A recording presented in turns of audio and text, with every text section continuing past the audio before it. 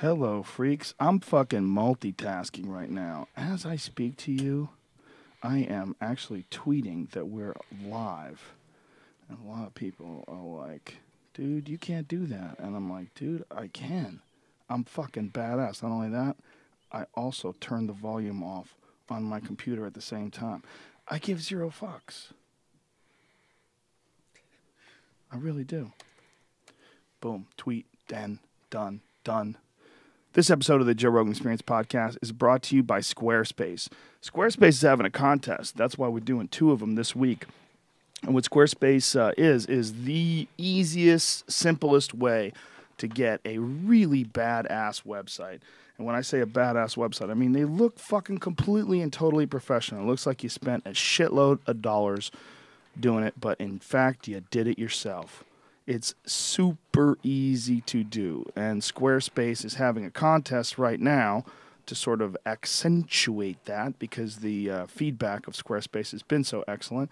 And their contest is we're going to pick, we have up to this week, January 17th it ends, and we're going to pick 4 of the baddest, most sweetest websites.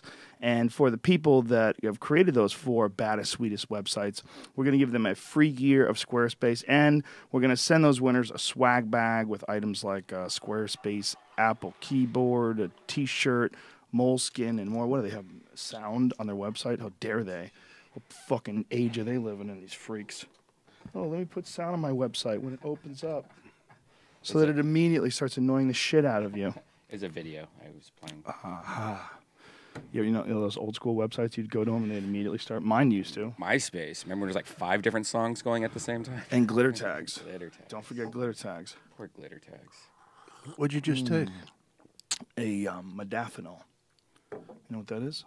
No. You sure you don't want a Xanax? No. This is it's actually like speed.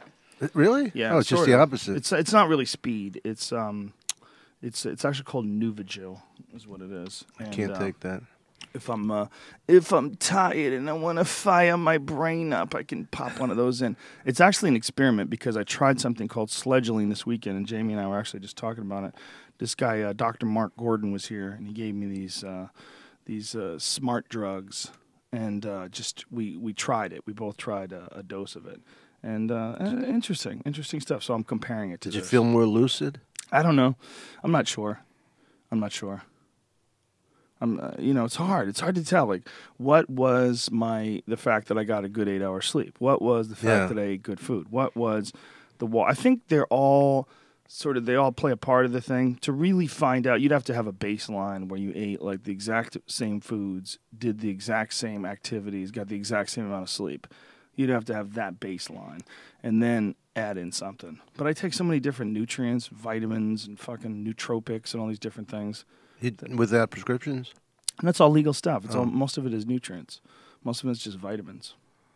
Keeping the brain sharp, Dominic. You gotta stay on the ball, lad. I think it's amazing, man, how lethargic you are when you go on stage. All of a sudden, your mind clicks into a different gear. Well, first of all, you and I are both eating dick on stage before. That's a fucking terrible feeling. So I can't have dick without balls. you prep it as by a side getting fired dish. up. Let me get through these commercials real quick so we could just start podcasts.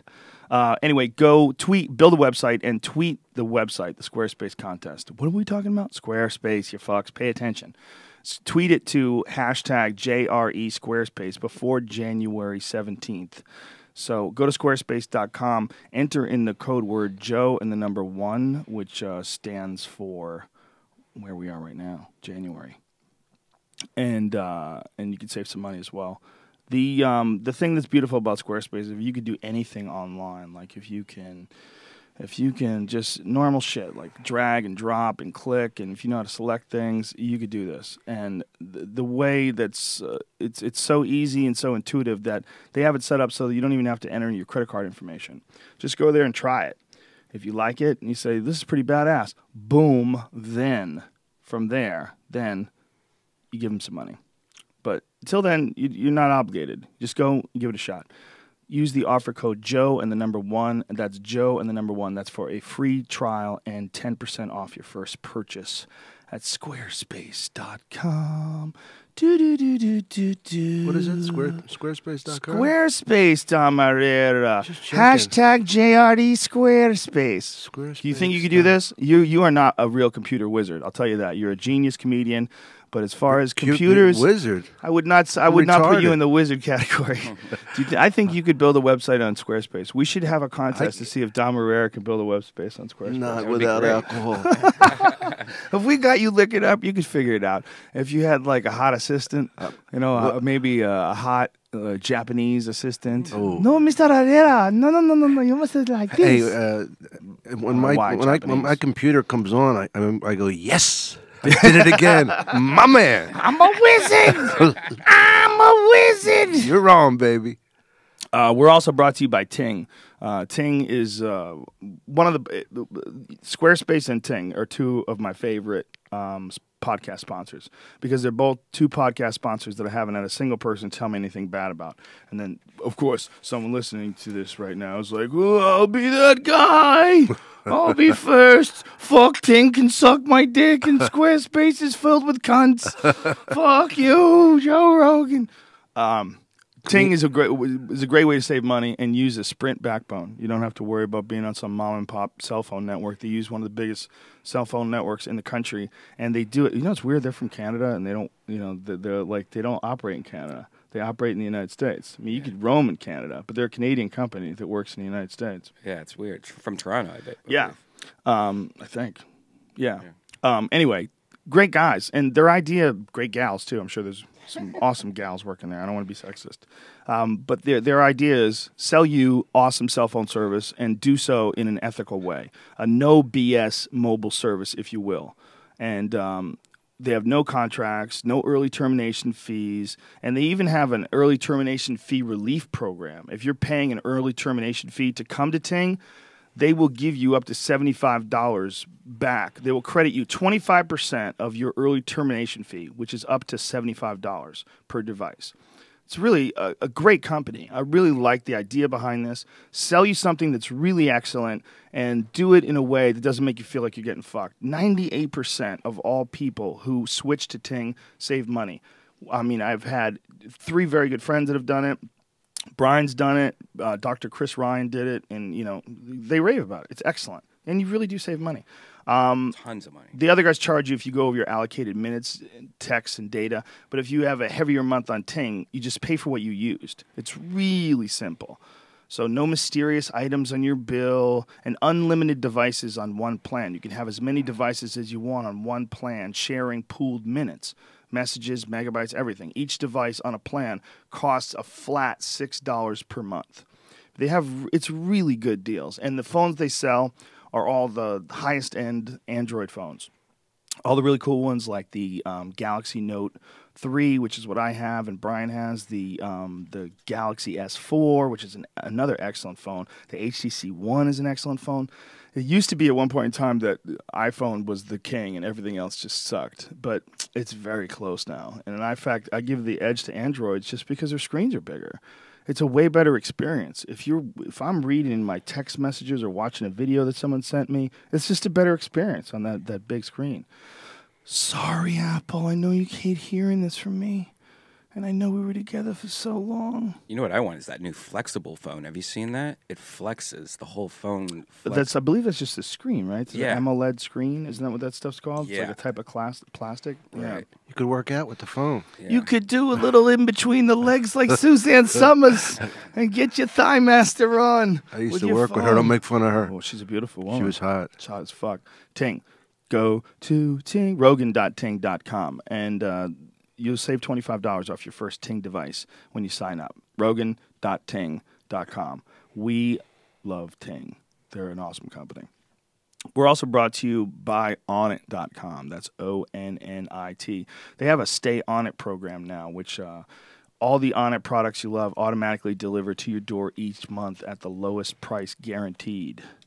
Our idea is that people get annoyed with having to over and over again buy shit and order shit. If you know what you like and if you've used it consistently, you can get it done and get it done this way and not have to think about it as much.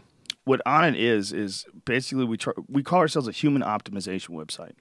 And what we try to sell you is all shit that we think can benefit you, whether it's health, whether it's cognitive function, strength and conditioning. We sell battle ropes and kettlebells and all things for making you the type of man that Dom Irrera is. I mean, you're not going to get there intellectually, but if you could just become a man through these. Did I lose too much weight, Joe? Looking at my face, am I gaunt? I want you to be brutally honest. You're not gaunt. You're delicious. Thank you. You look soft and lovable. I just took a Calgon bath before I came over. You have such smooth skin. You Yes, I obviously do are not a man moisturize. who has to work too hard outside in the cold, frigid temperatures. I haven't done anything since I started doing stand-up. I've never worked. I don't have a tool. I don't have one tool. That's good. That's a real comic. That's why you're still funny. Where was I? Rogan, On It, whatever. Go get a battle rope, wrap it around your dick. Stretch that thing out, you weak fuck. Just go there and check it out. Onnit.com, ONNIT. I can't even continue doing these type of like super descriptive commercials because the people that have heard it a million times are freaking out. But if you're interested, go to Onnit, use the code word Rogan, and save 10% off any and all supplements. All right. Dom Irrera is here. Can't believe you got him. And he's super awesome. How'd you get him in the studio? The Joe Rogan Experience. Train by day, Joe Rogan podcast by night, all day. Boom, dunk, dum, Dom Irrera. My brother, what's up, baby? Everything's good, Joe. You're a real comedian, Dom Irrera. You know, you're just saying that for folks who didn't listen to the commercial part. You don't have a tool. You never done a thing. You never turned a wrench. Yeah, there's toolboxes. There's 2 toolboxes in my house, and they were the last 2 women that lived with me that had They them. brought toolboxes. Yeah, I can't even lift it. There's one that I can't lift. I don't know how Sophie lifted it. That's hilarious. Yeah. Every time somebody shakes my hand, they go, "Man, you have soft hands." Oh, they're butter. They're like butter butter. smooth. Yeah, that's. I really do believe that there's a real real factor in that. You remaining on top of your game all these years, like you truly like completely. You know, you're a comedian. That's it. That's what you're capable of. I love it. I could do it in a hammock. I followed Chris D'Elia the other night at the. He did a standing ovation at the Laugh Factory, right? I walk in, and this was true. I had just woken up. I took a nap like at 9 o'clock at night, and the audience was standing. I go, no. I said, first of all, Chris just got a standing ovation. I just woke up. I said, I was just in the bathtub like a big fat fag, so lazy. The only reason I was taking a bath because I was too lazy to stand up and shave, right? And I said to the crowd, now what would you do if you were me? What the fuck am I supposed to do? Fly around the room? You know. What do you mean after he? Yeah, after he had a standing ovation. Am I supposed to fly around the room? I said, no, tell me what to do. And then, they were with me because it was honest. But the thing is, what you were saying about just, I give a fuck totally, but I don't give a fuck. Like I could do it in a hammock at this point. Just my head out doing stand up. That's actually not a bad idea. It'd be pretty funny for 30. That'd be a good act. Yeah, right. Just laying there. Yeah, especially like if it was a part of like a comedy festival, or Right. maybe not even a regular set. Just like, ladies and gentlemen, we present you Dom Irrera in a hammock, and you just swinging back and forth with a wireless microphone in your hand, talking shit. Man, have things changed since I started doing the show.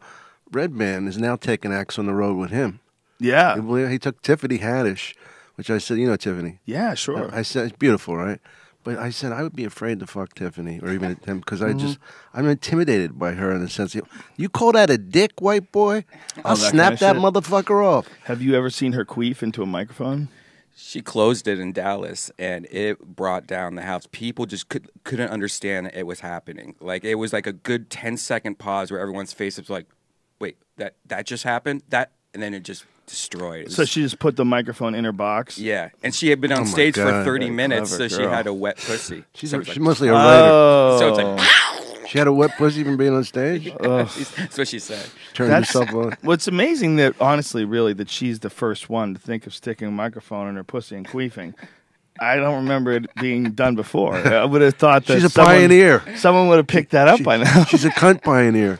Yeah, but if you really think about it, isn't it incredible that it's 2014? Yeah. Or for her, what was it, like 2012? When did she start queefing?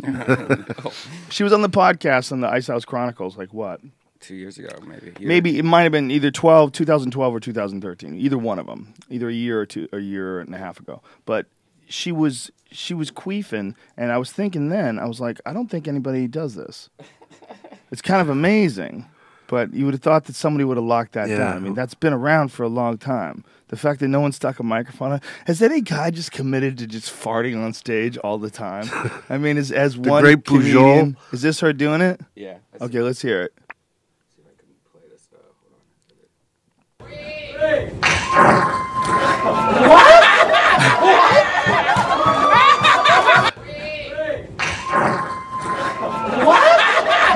I think that's part of a fart too, man. I gotta tell you, I'm not really impressed.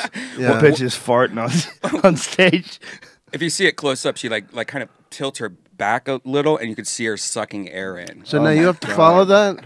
No, Tony did, and he's sick right now. He might have from the microphone, I think. Oh, jeez. Oh, could you imagine if he really died because of the microphone? Imagine if you actually caught AIDS from a microphone. You're like, what the fuck, man? Not saying that Tiffany Haddish has AIDS at all. Right. But yeah, god damn, man. She's a lot of fun, though, man. I'm so proud of her. She's on the Arsenio Hall now. Trying to bail himself out after this queef episode. Well, it is fascinating to me.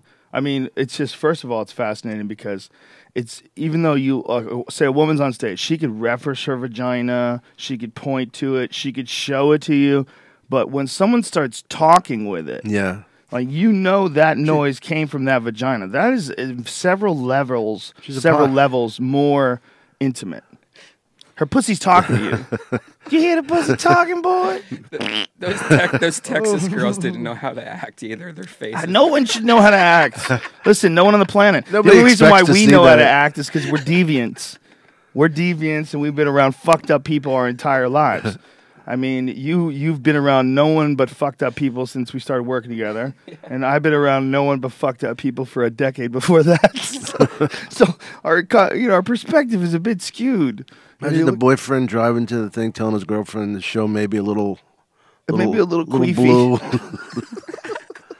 Yeah, imagine if a girl is like really seriously Christian and, I'll go to the show because I think Brian Redband's cute, but I heard that this girl, Tiffany Haddish, makes satanic noises with her vagina.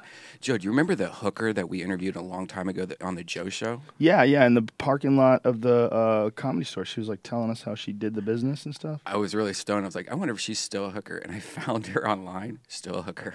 Oh, my God. And it's been, what, like 10 years? She didn't get out of law school yet? No. Jeez. It's so weird how easy it was to find her, too. Yeah, I'm torn. I got to be honest. I'm torn on the whole idea of prostitution.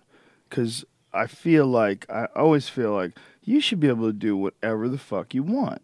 If you want to have sex with someone for free, you should be able to have sex with someone for free. If a guy wants $1,000, if you jerk him off and you're like, all right, then you should be able to do that. It should be legal. Yeah, it should be legal. no more different than if you wanted to get a massage. Like, no one wants to massage you, man. You're paying them to massage you. When you go to a spa and you get a rub down for an hour, that person does not want to do that. You're giving them money and they're making you feel good with their fingers.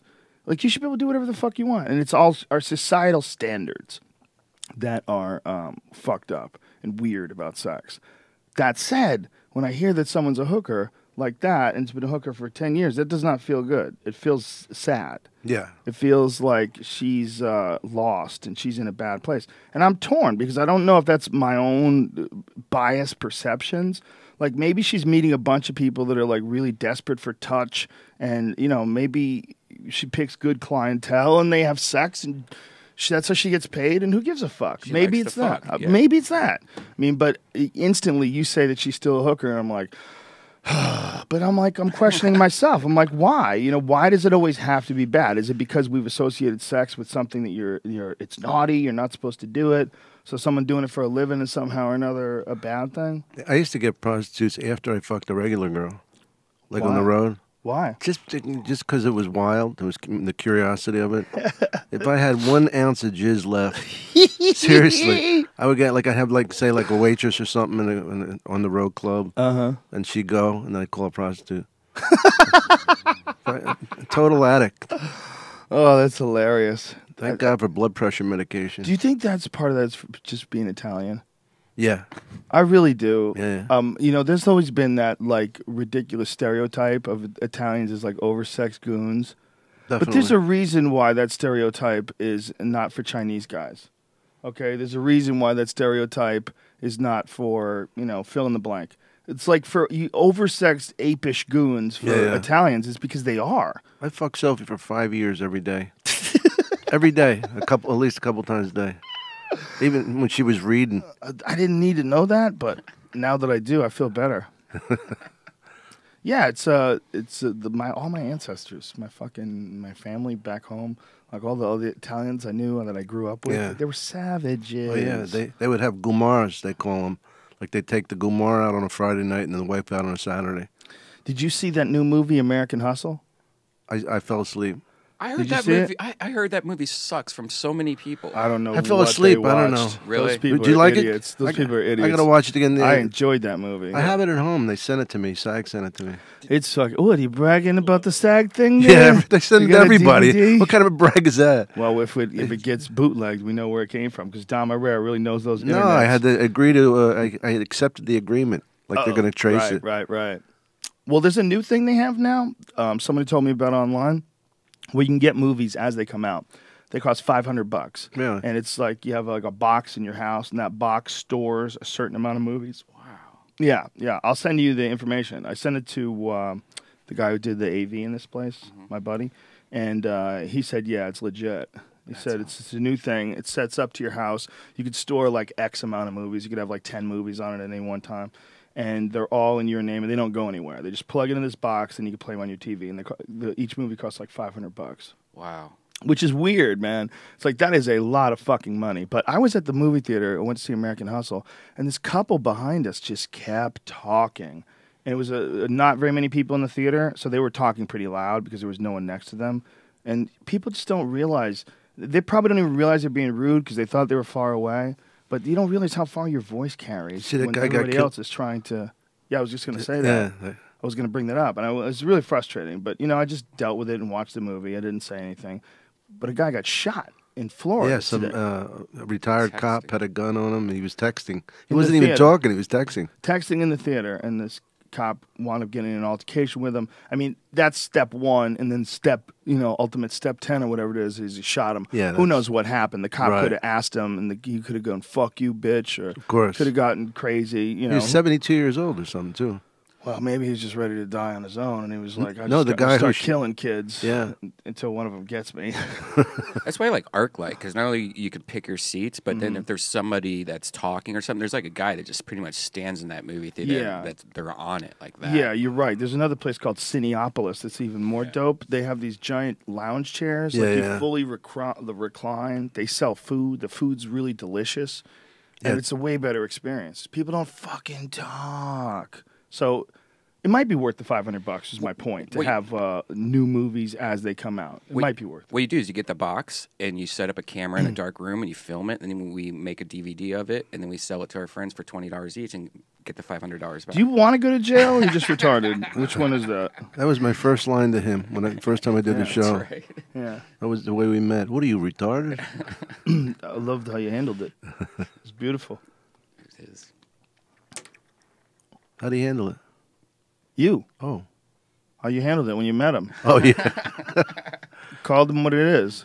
Well, I think I was right, but I love him. I don't know if I would pay $500 for a movie, though. That seems like a lot of goddamn money. That seems like, at this point in time, it's like, come on, man. Unless you really $500? don't, unless you're really annoyed by the public and have that much money, it doesn't matter. Yeah, but the problem is the more you do shit like that, if you could become a hermit, man. You could become a hermit. If you really paid attention to how goofy people are, Yeah. you could really, at one point in time, force yourself into the mountain somewhere. Just fucking be completely isolated. Well, you from handle it people. well. You handle it really well. You have a lot of patience. It's not hard. It's just a bunch of people being nice to you. But when we're shooting pool and somebody wants to take a picture, that's a little too much. Well, it gets annoying. That gets annoying when you're in the middle of some obvious activity, or when you're eating. Your eating is a dumb one. That's like, come on, I'm sitting with mouthfuls. And they want to of shake food. your hand, too. They want to shake your hand. They want you to come. I've had a lady in Vegas ask me to come over to her. I'm in the middle of eating. I had a mouthful of food. Hi, we're from Canada. We would like it if you could come over to our table. And I'm like, what? Like, I'm eating. Like, I'm not going to. Why would you ask someone? I Right. couldn't imagine going up to someone I didn't know and just No. ask them to come over to our table. We're big fans of Fear Factor. I get it. Come over to our table. It's ridiculous. Remember when Bruce Willis first started getting famous back at the Improv in the 80s? And this guy comes up to him, he starts shaking his hand, he wouldn't let it go. He just keeps saying, Bruce is looking at me, and the guy goes, Donna, get the camera. Get the camera out of the car, Donna. Like he was holding him hostage till I took a picture. That's when I first saw it. Any one of my friends get that glimpse of fame and the annoying part of it. Wow, he just held on to it. Donna, get the camera. And he's shaking Bruce's hand. Bruce is looking at me like, what am I supposed to do? You can't win. You pull it away, you fucking punch him. What do you do? Some people are definitely crazy. Some people are just too excited to meet someone like Bruce Willis, too. It's like it's not natural. I don't know what they think's going to happen. It's kind of cool. Like if you see Bruce Willis, like, ooh, that's Bruce Willis. That's that's the guy from Moonlighting. That's the guy from Die Hard. Yeah. That's Bruce Willis. He was in fucking Pulp Fiction. Yeah. I always tell people just enjoy their work. Yeah. I said enjoy their work, leave them alone, because if they met some people, they'd be such a fucking disappointment to them. Yeah. You know? Well, I don't know, man. It's just some people just aren't used to it. In California, I think way more people are used to seeing famous people. Oh, yeah, here they don't bother you. Here they don't say thank you, I like your work, till after the check is done. So they're not trying to bump up the tip, you know? Yeah, there's a little bit of that, I'm sure. But California doesn't give a fuck. It's like if you're famous or not famous, there's so many famous people here. It's not that big of a deal. But if you're a famous person, like say, and you move to Iowa or something like that. Oh, yeah. That would probably be really weird. I know that just as a comedian because in Columbus, Ohio, I get recognized more than I get recognized out here, but I might get recognized, but they don't give a fuck. Well, you have a big following in Columbus. You know, it's kind of interesting how comics develop followings in one city or another, and I've never really quite understood that. But you know how there is that issue? Yeah. Like the best example is that guy Bob Marley. I love Bob Marley. Great guy. Yeah. Great, salt of the Such earth. a goofball. Sweetheart of a guy. I've known him for 20-plus years. I knew Bob when Bob was an open micer in Maine.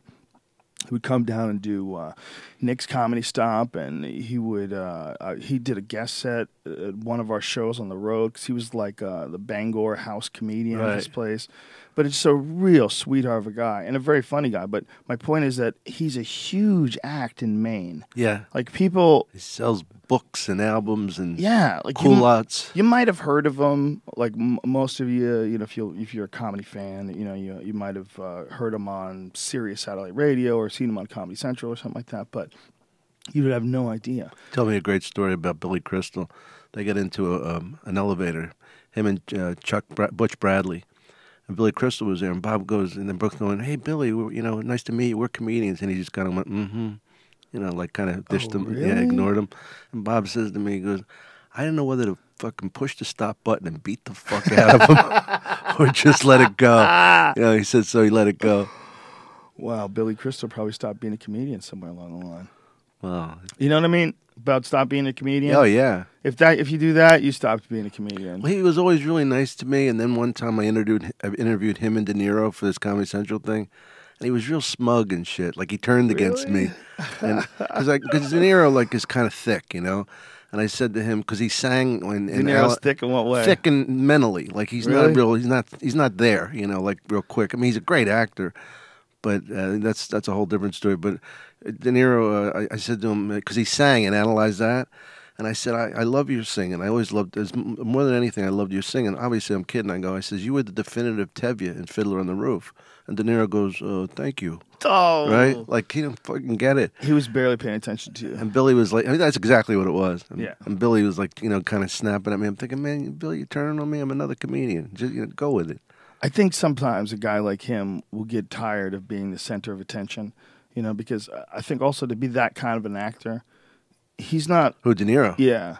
To be that kind of an actor... Don't you think he's lost some of his legacy, though, by doing these stupid films? He definitely has. But I'll tell you what, he was in American Hustle, and he's fucking gangster in it. Yeah, good. He's badass. I love the guy. I mean, he's a very small part, but it's vintage De Niro. But that's my question. Like, when you work that much and you have Taxi Driver and Raging Bull in your itinerary, in your resume, where are you going to go from there?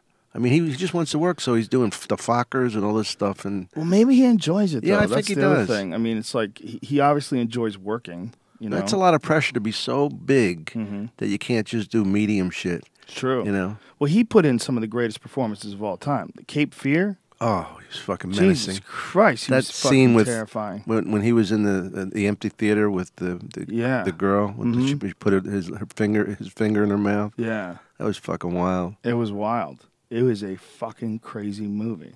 He was one of the scariest guys ever as a menacing guy, and Taxi Driver as well. Oh yeah. Well, he always deteriorated. You know, even in King of Comedy, he got crazier and crazier as the movie went on. Yeah, that's right, King of Comedy. Oh my God, I forgot about Rupert that. Pumpkin. You know what I saw the other day? I'm gonna have to sit down and watch the whole thing, but I was flipping through the channels and it was on. Was I flipping through the channels or was I whatever? Somehow or another, I was watching a small piece of it. Deer Hunter. Oh yeah, I was having Fucking goddamn, that's a good movie. I had to stop it and I said, I can't start it in the middle here and just watch it from here. I'm gonna come back to this, watch this as a full movie. That movie deserves to be watched as a full movie. Yeah, just it's flipping great. through the channels and catch that. Not because this is Sons of Italy Day, but to switch to Is one it other. really? But to switch to one other Italian. Pacino in Dog Day Afternoon. You ever see that? Fantastic movie. I saw it again last year. Fucking incredible. Fantastic movie. What- Yeah, what a weird plot too. Oh, yeah, and it was The true. Sex It was a change. true story. Yeah, but it like the De Niro. John Casals? No, who's the? Was that his Pacino. name? was? No, Pacino's buddy. Who's Pacino's John buddy? Casals. Yeah, he was Fredo. Yeah, exactly. Yeah. He played such a weird, freaky character, and Pacino was so off. Oh, yeah. It was like it was such a different person, like this kind of guy who's robbing a bank to pay for a sex change. Like what? Yeah, yeah. He almost seemed a little too together to be that guy. Almost a little too together. When he went but- outside, that was when Attica came from. Yeah, Attica. That was a big movie, man. Yeah. You know, I was reading about him because they didn't want to cast him in The Godfather as Michael Corleone. You know who they wanted for it? Who? Redford. Really? Robert Redford, right? That's and then interesting. they watched, and somehow Coppola wanted him, and he finally got him in. And how great was he in that movie? Oh, he was The spectacular. transition between Michael and The Godfather. I think those guys that do those movies like Pacino and De Niro and Harvey Keitel and all these like historical actors, after a while they're just fucking working, Yeah, yeah. It's like until the next really big project comes up, till something that comes up. Don't die on us, Tom. Till Got a little bronchitis, Joe. I know. Not bragging. I know. But it's like to keep up that level of work, to keep up the level of work that they did, like Samuel Jackson, Pulp Fiction, to keep up that level of work. I mean, that's like spectacular goddamn movie. And How do you follow yourself? the part is so perfect. That's one of the most menacing parts ever. That's another menacing, like the menacing part of De Niro and Cape Fear. Samuel Jackson's menacing part as the hitman. Oh, yeah. Who's talking shit to you before he shoots you about your cheeseburger. That is indeed a tasty burger. He was fucking horrifying, man. I was horrible. How about the scene in True Romance? I was talking about remember that? Who was in that? You're talking about when he's talking about Africa? Yeah, yeah. Yeah. Gary Oldman, are we talking about? No, it wasn't Gary Oldman. Oh, Christopher Walken when he Christopher was Walken. talking about Sicilians. Yeah, yeah. Yeah, Dennis Hopper. yeah. The Dennis Christopher Hopper. Walker and Yeah. Dennis Hopper. That was one of the heaviest fucking scenes, but some comedy in it. Yeah, Samuel Jackson in Pulp Fiction was a motherfucker, dude. When he would quote the Bible to you before he would shoot you, his wallet said "bad motherfucker" on it. He had jerry curls, running around in a suit shooting people. That was a wild part. Yeah, he's a good menacing motherfucker. He's got crazy eyes. And thanks for doing my podcast. Anytime, my brother. Appreciate it. Can I do a shameless plug? Yeah, sure. Do you mind? Because these fucking clubs, this show's so big, everybody asks me if I can do it. If I can run 30 seconds. Is that okay? What are you talking about? What are you doing? I just wanted to mention where I'm going to be. Do you have stuff written down? Yeah, because they drive me fucking crazy. Who's driving you crazy? Any club that knows I'm going to do this show, all right, I'm doing Side Splitters in Tampa. Can I do this? Yeah, go ahead. Just do Side it. Splitters in Tampa, Knoxville, Side Splitters, Laugh Factory, Chicago, Long Beach, Vegas, Funny Bone, Columbus, Denver Comedy Works, Stress Factory, and Kilkenny, Ireland. This Thank is you. all great, but this is not Thank the you, way. Joe. Let me tell you the best way to do What? it in the future. Just get a Twitter that you post on a regular basis and have all your dates up on Twitter. And then send people to your Twitter or send people to your calendar on So your do you website. realize who you're talking to? These people are not going to remember all these things. That's the problem. When you say a bunch of things in a row, that loses their meaning. If you say Vegas. go to domirrera.net or .com, boom. The side Follow splitters me don't on remember. Twitter. How much do you do on Twitter? Do you get on Twitter all the time? Not all the time, but I do it. If I get drunk, I do some profound, It's vulgar a great thing. way to promote gigs, But man. you're great at that shit. But do were you do it always at all? Yeah. Do you do it before each week? Yeah, Tosh got me into it. He did a retweet. I went from like 4 followers to 10,000 because he retweeted me. Really? Whatever he did, yeah. Yeah. Tosh is he's gigantic right now. Well, you know what's weird about Twitter and like just being around for a while? Justin Bieber has like 44 million, something like that, and Paul McCartney has 1 million, right? And I know it's different worlds, but isn't that incredible though? It is kind of incredible. It seems like I mean, I don't think Paul Paul- McCartney's tweeting all the time. does either. does he use it? Because Justin Bieber actually uses it. Yeah. That's the big thing with one of those guys. He's always in the Laugh Factory, He wants to do stand-up. What are you putting on? It's just a story of Bieber getting his house raided this morning. And Oh, they yeah. found cocaine so far in it. And, Oh God. Yeah, they're looking for it because he recently egged his neighbor's house and caused over $15,000 to $20,000 worth of damage. which- Allegedly, Brian. Allegedly, but supposedly there's video. Allegedly, and I guess over $400, it's a felony. So they're raiding his home, looking for any connections to that. And if they find any drugs on the way, they can just arrest him for any. How illegal crazy shit. do they need 10 cop cars to arrest Justin Bieber? So, wow. They took him in? Yeah. Yeah. Well, I think what the deal is like if recently in the news he's been just terrorizing his neighborhood. He's been terrorizing the He's got a cops posse and with stuff him, like that. Yeah. which is hilarious. That would suck if you had some multi-million-dollar house and you lived in this really nice place, and then you had this crazy fuck living next door to you. Driving down the street like 50 miles per hour while your daughter's in the driveway, Yeah. that would suck. You think he'll end up killing himself? Well, if he's doing the coke, it's not a good sign, Irrera. No. Doing the coke is not nobody is not- just like is really good at coke. Like there's some people that are good at surfing. Yeah. And surfing's hard. If I tried surfing, I'd fall flat on my fucking face. You know how but if I- you get good at surfing, you do it for a while, Yeah. you learn how to perfect it. No one ever gets that way with cocaine. No. You know how I said to you a long time ago, Joe, that when you did pot, it changed you, and I think it really helped you. I never said that about coke. I never said, Tony's doing a lot more coke lately. He's really gotten his life together. Yeah, a lot of people say that about meth. Guys do meth, and all of a sudden they really fucking straighten up. Yeah. Get their life in order. Well, your gums look good. Well, that's the problem with labeling a drug as a drug. Like saying it's a drug. It seems like they're all the same thing. No, It's- they're not. What a drug is something that affects your brain, but the vast majority of them are good. Like there's a lot of good drugs. There's a lot of like Nicotine's really a drug. I don't think it affects your brain. caffeine's a good drug. It's a good Yeah. drug. I mean, you might not like it, but I like a fucking cup of coffee. Well, yeah, I it's like good. it. I like the fact that there's drugs that could help people that are sick. There's drugs that can help people that are in intense pain. There's a lot of drugs that have like some real beneficial effects. And then there's drugs that'll ruin your life. Yeah. There's drugs that nobody survives. There's the opiates, the heroin, the meth, the speeds, the ones where you hear about these terrible stories of people's lives completely falling apart. You can kind of include pot in there. I've heard people talk about other people that ruin their life on pot. Yeah, but that's them inside. That's just they're looking for something to ruin their life. I agree, and I see that the same way as gambling. Yeah. The gambling thing, people think that compulsive gambling is very different than drug addiction. I don't think it's different at all. No. I think it's all the same. Somehow or another, you get hooked on a drug, except this time you're getting a drug from taking a risk. I believe you can have that with sex. Oh, sure. With anything. Yeah. With masturbation.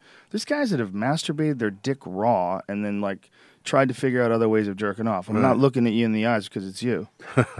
I'm just saying. Yeah. Yeah. For everything. It's weird, isn't it? That people get addicted to stuff. The physical addictive part is really weird. That we like a chemical attaches itself to our system. Yeah. And then you need that chemical. Like that's what they say about Amy Winehouse. They found no drugs in her system and they think that she just quit drinking. And if you are a really serious alcoholic and you just cut it off entirely, you can actually die from Yeah, you that. go into convulsions. Wow. I didn't know that. Yeah. Amy Winehouse, when she died, apparently it was just booze. You know, and everybody looks at her and you think of her as this this mess. You know, this awful drug addict, boozer, pill popping. But really, you know, it was alcohol. Well, I love to Alcohol was the big drink. one. You know, I still drink a lot, but I would never wake up and drink.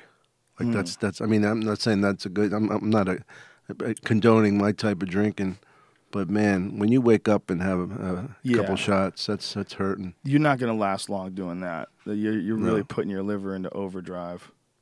Amy Winehouse was talented as fuck, though. Yeah. God damn, she could sing. She had such a sultry voice. But do you ever know? hear about people not talented? Because nobody cares. I mean, it's like, look at all the great people that died at 27, like the people from the 60s. Joplin, Hendrix, Morrison, all three of them died at 27. Right. Yeah. 27, man. So I was a baby at 27. I Yeah. was so stupid. All I did was play basketball. I wasn't even a comedian yet. Well, I think we missed that generation, that Hendrix and Janis Joplin generation. If you talk to anybody that went through that, they say that the change from the time of their parents to them was so massive, and it was so much different than anything this culture had ever seen before. It was a revolutionary change. Yeah. And that was all fueled by drugs. All of that. That was marijuana and LSD specifically. Yeah. That's what was changing all those people. And that's why they came up with that sweeping psychedelic act in 1970 that made everything illegal. They didn't even have to have proof of bioavailability. Like they made some stuff illegal that doesn't even affect you. Doesn't even work. It's Well, not acid was legal. psychoactive. Acid was legal before that, right? Yeah, acid was Because legal. they used to, Mushrooms were legal. psychiatrists used to give people. Cary Grant used to take acid in therapy. Dun, dun, dun, dun. Wow, that's heavy. Yeah, well, supposedly, according to McKenna, the federal government originally came up when they found out about acid. They thought it was going to be a truth serum. They thought that they were going to be able to give it to the enemy, grab them, hook them up with acid, and then they would tell them all the coordinates for the enemy bases. And then they found out it was not a truth serum. There's no fucking way this is a truth serum. Did you This ever is take crazy. it? No. So then they decided that it was going to be something that they would give their soldiers in case they ever got caught. So Get them to that tell you the wouldn't tell the truth. But could you fucking imagine? You're in war, okay? You're some poor kid. You've been shipped off to Germany. You got a machine gun in your hand.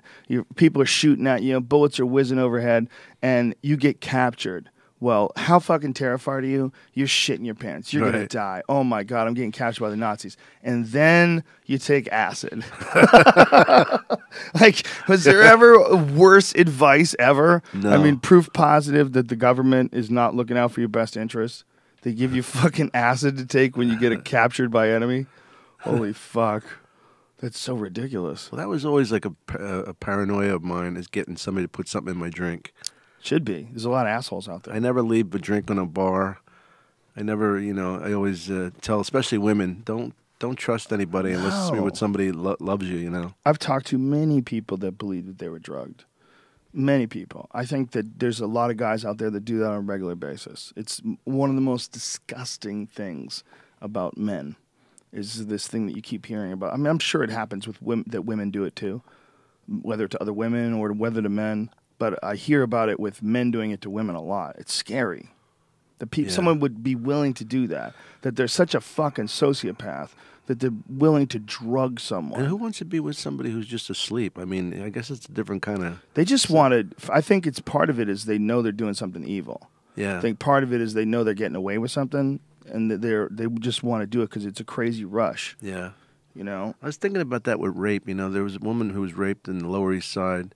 Yeah, not of her body. I know. I was just thinking of a joke. I can't believe I went there. That's not funny, Tom. Stop laughing. It's funny, Joe. It's horrible. It's quick.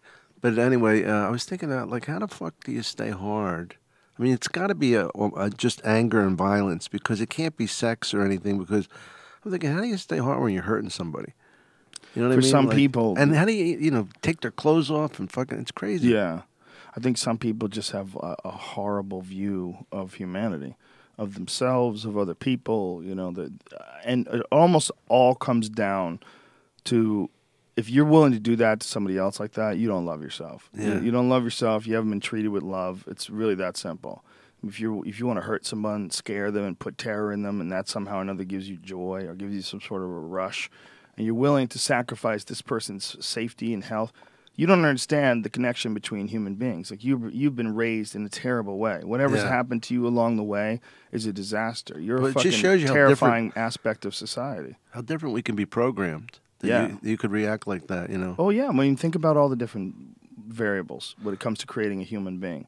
Yeah. If you get abused, that's the big one. People that have been abused and the recidivism rate for people that were raped themselves, like the way that they turn to violent sexuality, it's really really common, and then the people that do it, the people that abuse kids or abuse anybody, the real issue with those is they don't seem to get better.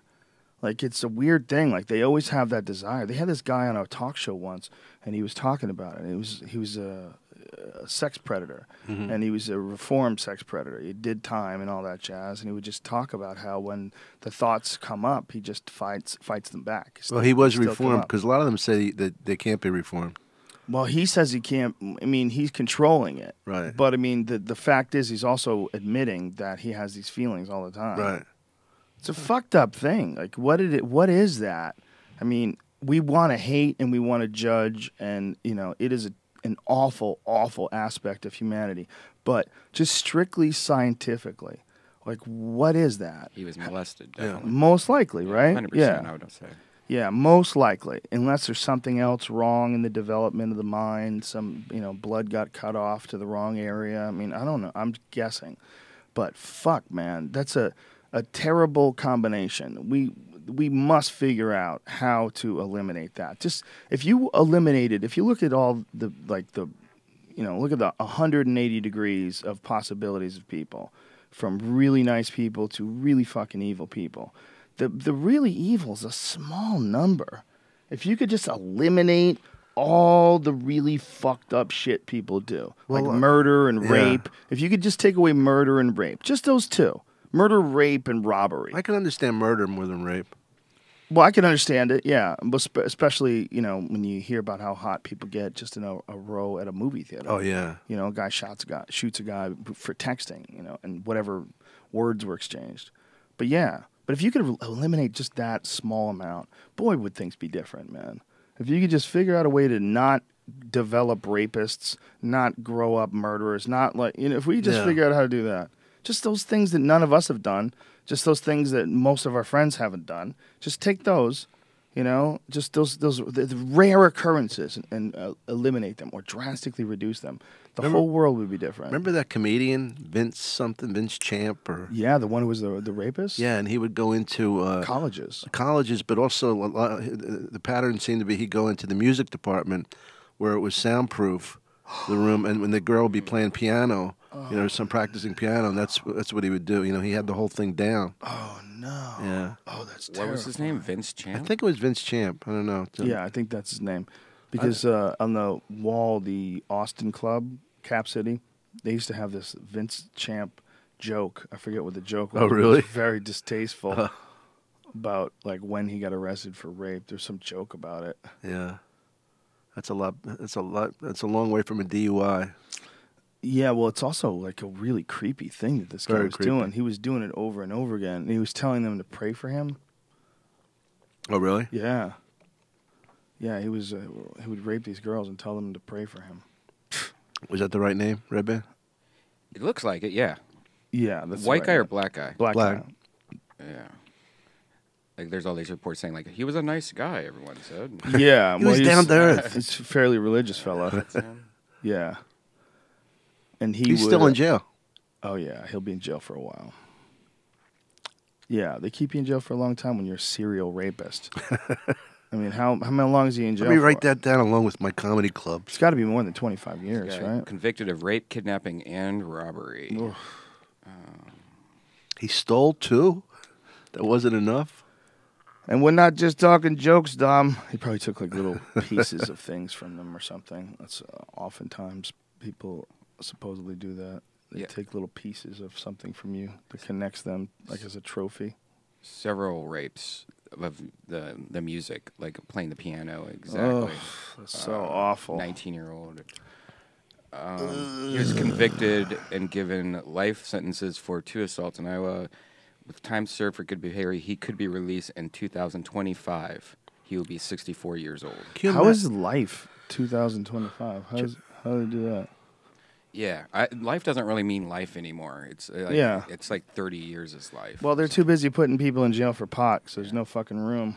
Yeah, that's. Do you hear what they're doing with the people in Denver? They're not letting them use banks. Weed is legal. They're selling weed. They made over $1 million in the first day, and the government says you can't put your money in the bank.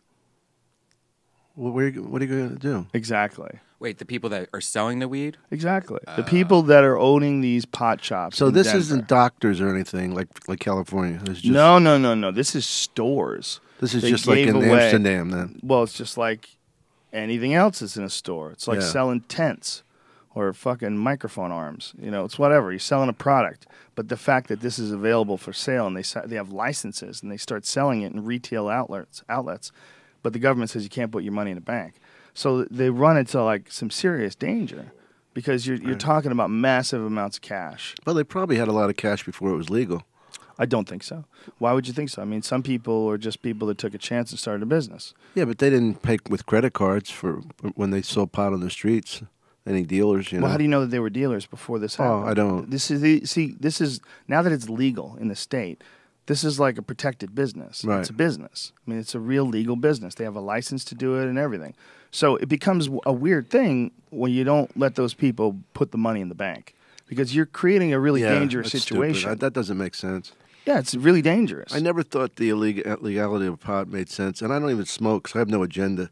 It's just such a stupid thing. It's such. I mean, compared to anything else. Well, it shows you how the government is not looking out for your best interest. If they're willing to take these people who are doing something that they voted on and they deem lawful and take these people and put them in a weird situation where they can't put their money in a bank, you're being a bully.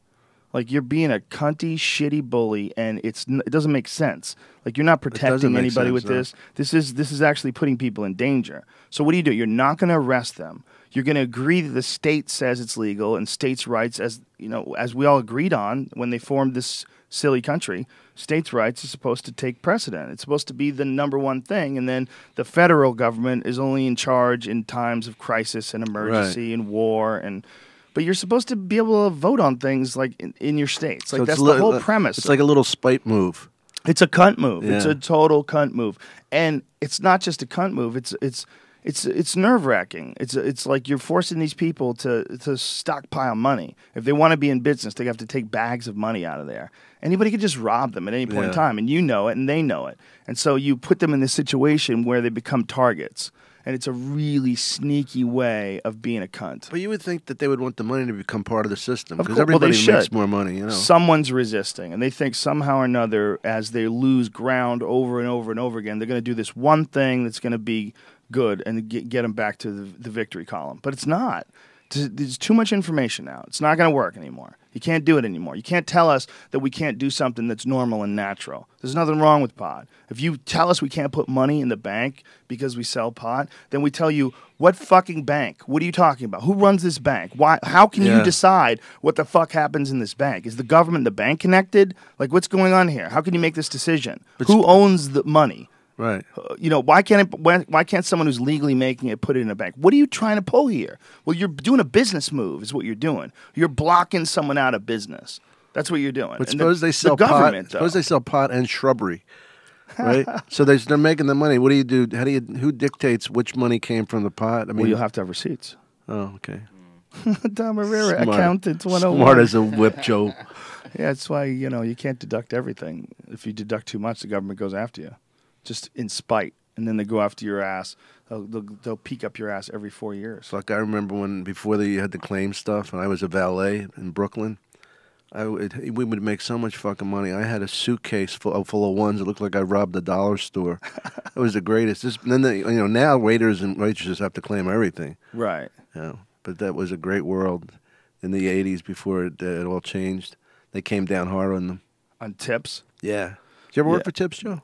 Yeah, sort of. I worked at a car wash. You got paid in tips there. All right. A couple different places. Limo driver, kind of. Limo driver, yeah, you got tips as a limo driver, but it's, it's not the big part of You it. never had a waiter though. No, I never worked as a waiter. I worked as a cook, a couple places. Really? Yeah, worked as a cook at a Papagino's in Massachusetts and a place called Newport Creamery.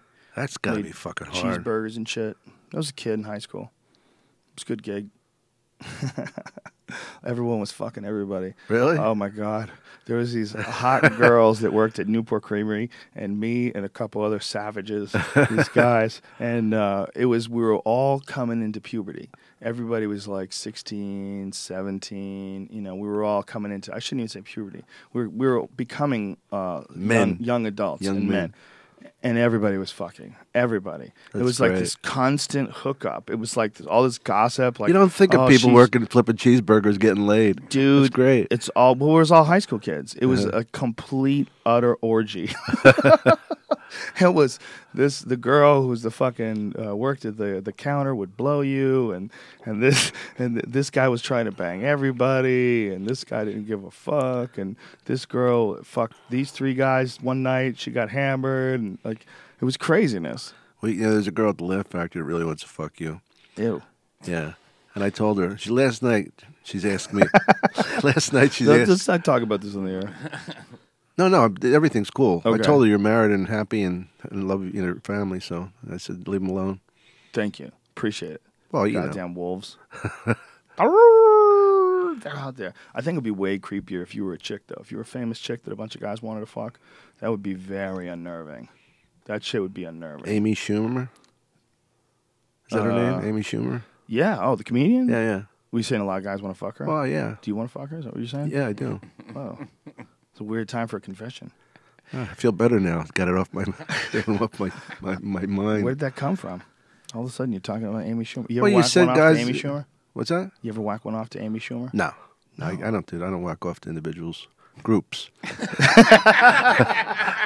Do you have like a wall and you have female comedians? Yeah. Oh. Sarah Silverman, Blues singers. Ooh. Janine Garofalo. Oh, and you're no, like, not Janine Garofalo. I like women. The Blue Man Group. Oh, how dare you, Dom Irrera? How dare you? She's a woman. She's the unfunniest. Let me tell you something. I worked in Montreal for fucking years.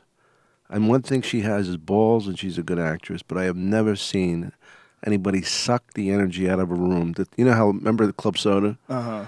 And she is so fucking strong a woman, but she's so fucking, she was so bad that they didn't know what, I saw people like trying to think of something funny that happened to them that day, so maybe they could smile. Ugh. And she died so badly, and then and she turns to me, and it's like almost in slow motion, like a Twilight Zone. She goes, "Dom, did you give me the light?" I go, "Janine, I don't give lights. I'm just hosting the show. Whatever you want. You want to come off?" She goes, "No, I'll stay. I'll stay and fucking die for 3 more minutes." Ugh.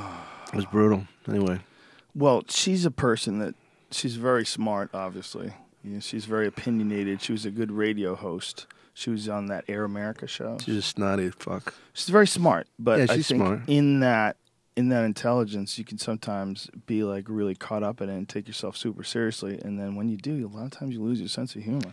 She was so rude to me. I did Mark Maron's podcast in Austin, and she was on, and she said they were talking about some terrorist thing, and I said, "Oh, that I named the wrong guy, right?" I was just like not paying attention. Her and Norton and these people. She goes, "Is he serious? Is he serious?" Like I wasn't there. Is he serious? I just wanted to fucking throttle her, and I just was nice. And when I went on stage with her, I was fine.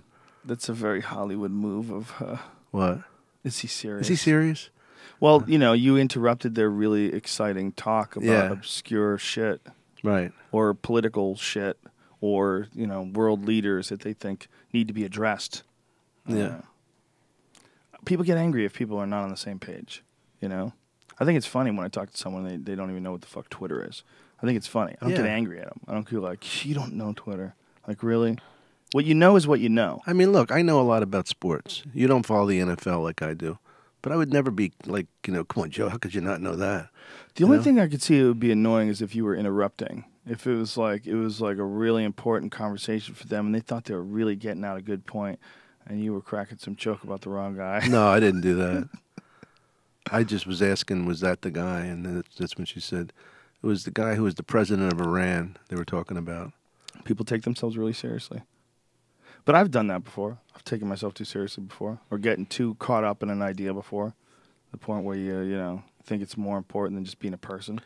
Yeah, but part of that is what makes you such a fucking hilarious comedian, because your point of view is unobstructed. Once you believe in something, that's it. And I like that just kind of commitment to it. You know what I mean? I mean, when you like the things about the universe, and when you get into certain things, I don't know how much you really know, but it's almost like you're preaching, but not in a bad way, not in a pedantic way, but just in a way like, holy shit. I think that's why you have so many fans, because you're so fucking strong in your beliefs. Some more people waver than you.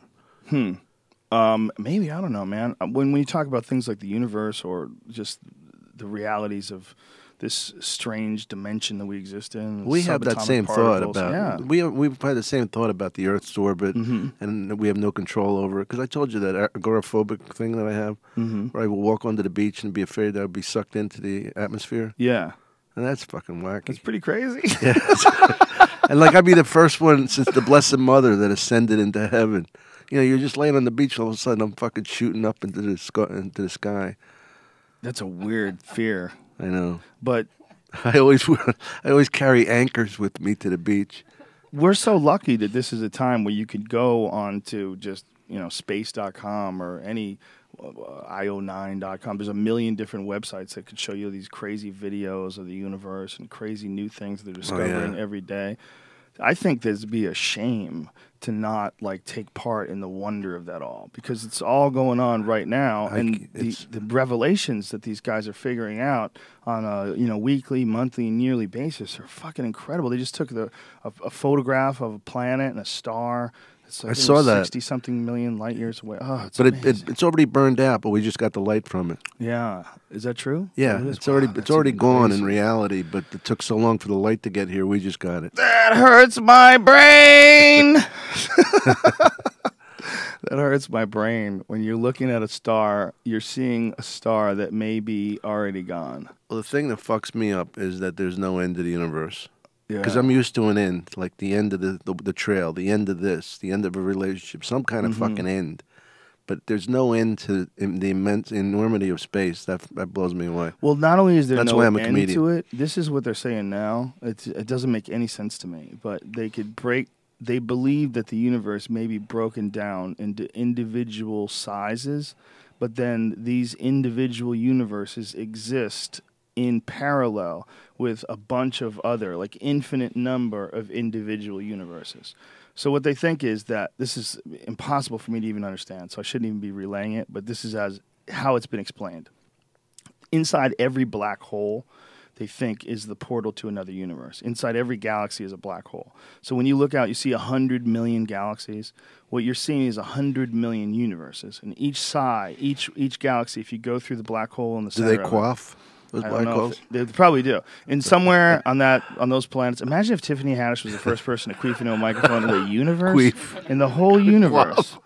If maybe that's what brings the aliens here. We never thought of that. We can do that. We never thought of that. Not into a mic, at least. This is truly groundbreaking, this American art form of stand-up comedy. But what they're saying is it's like a fractal. You know what a fractal is? You ever seen a fractal image? No.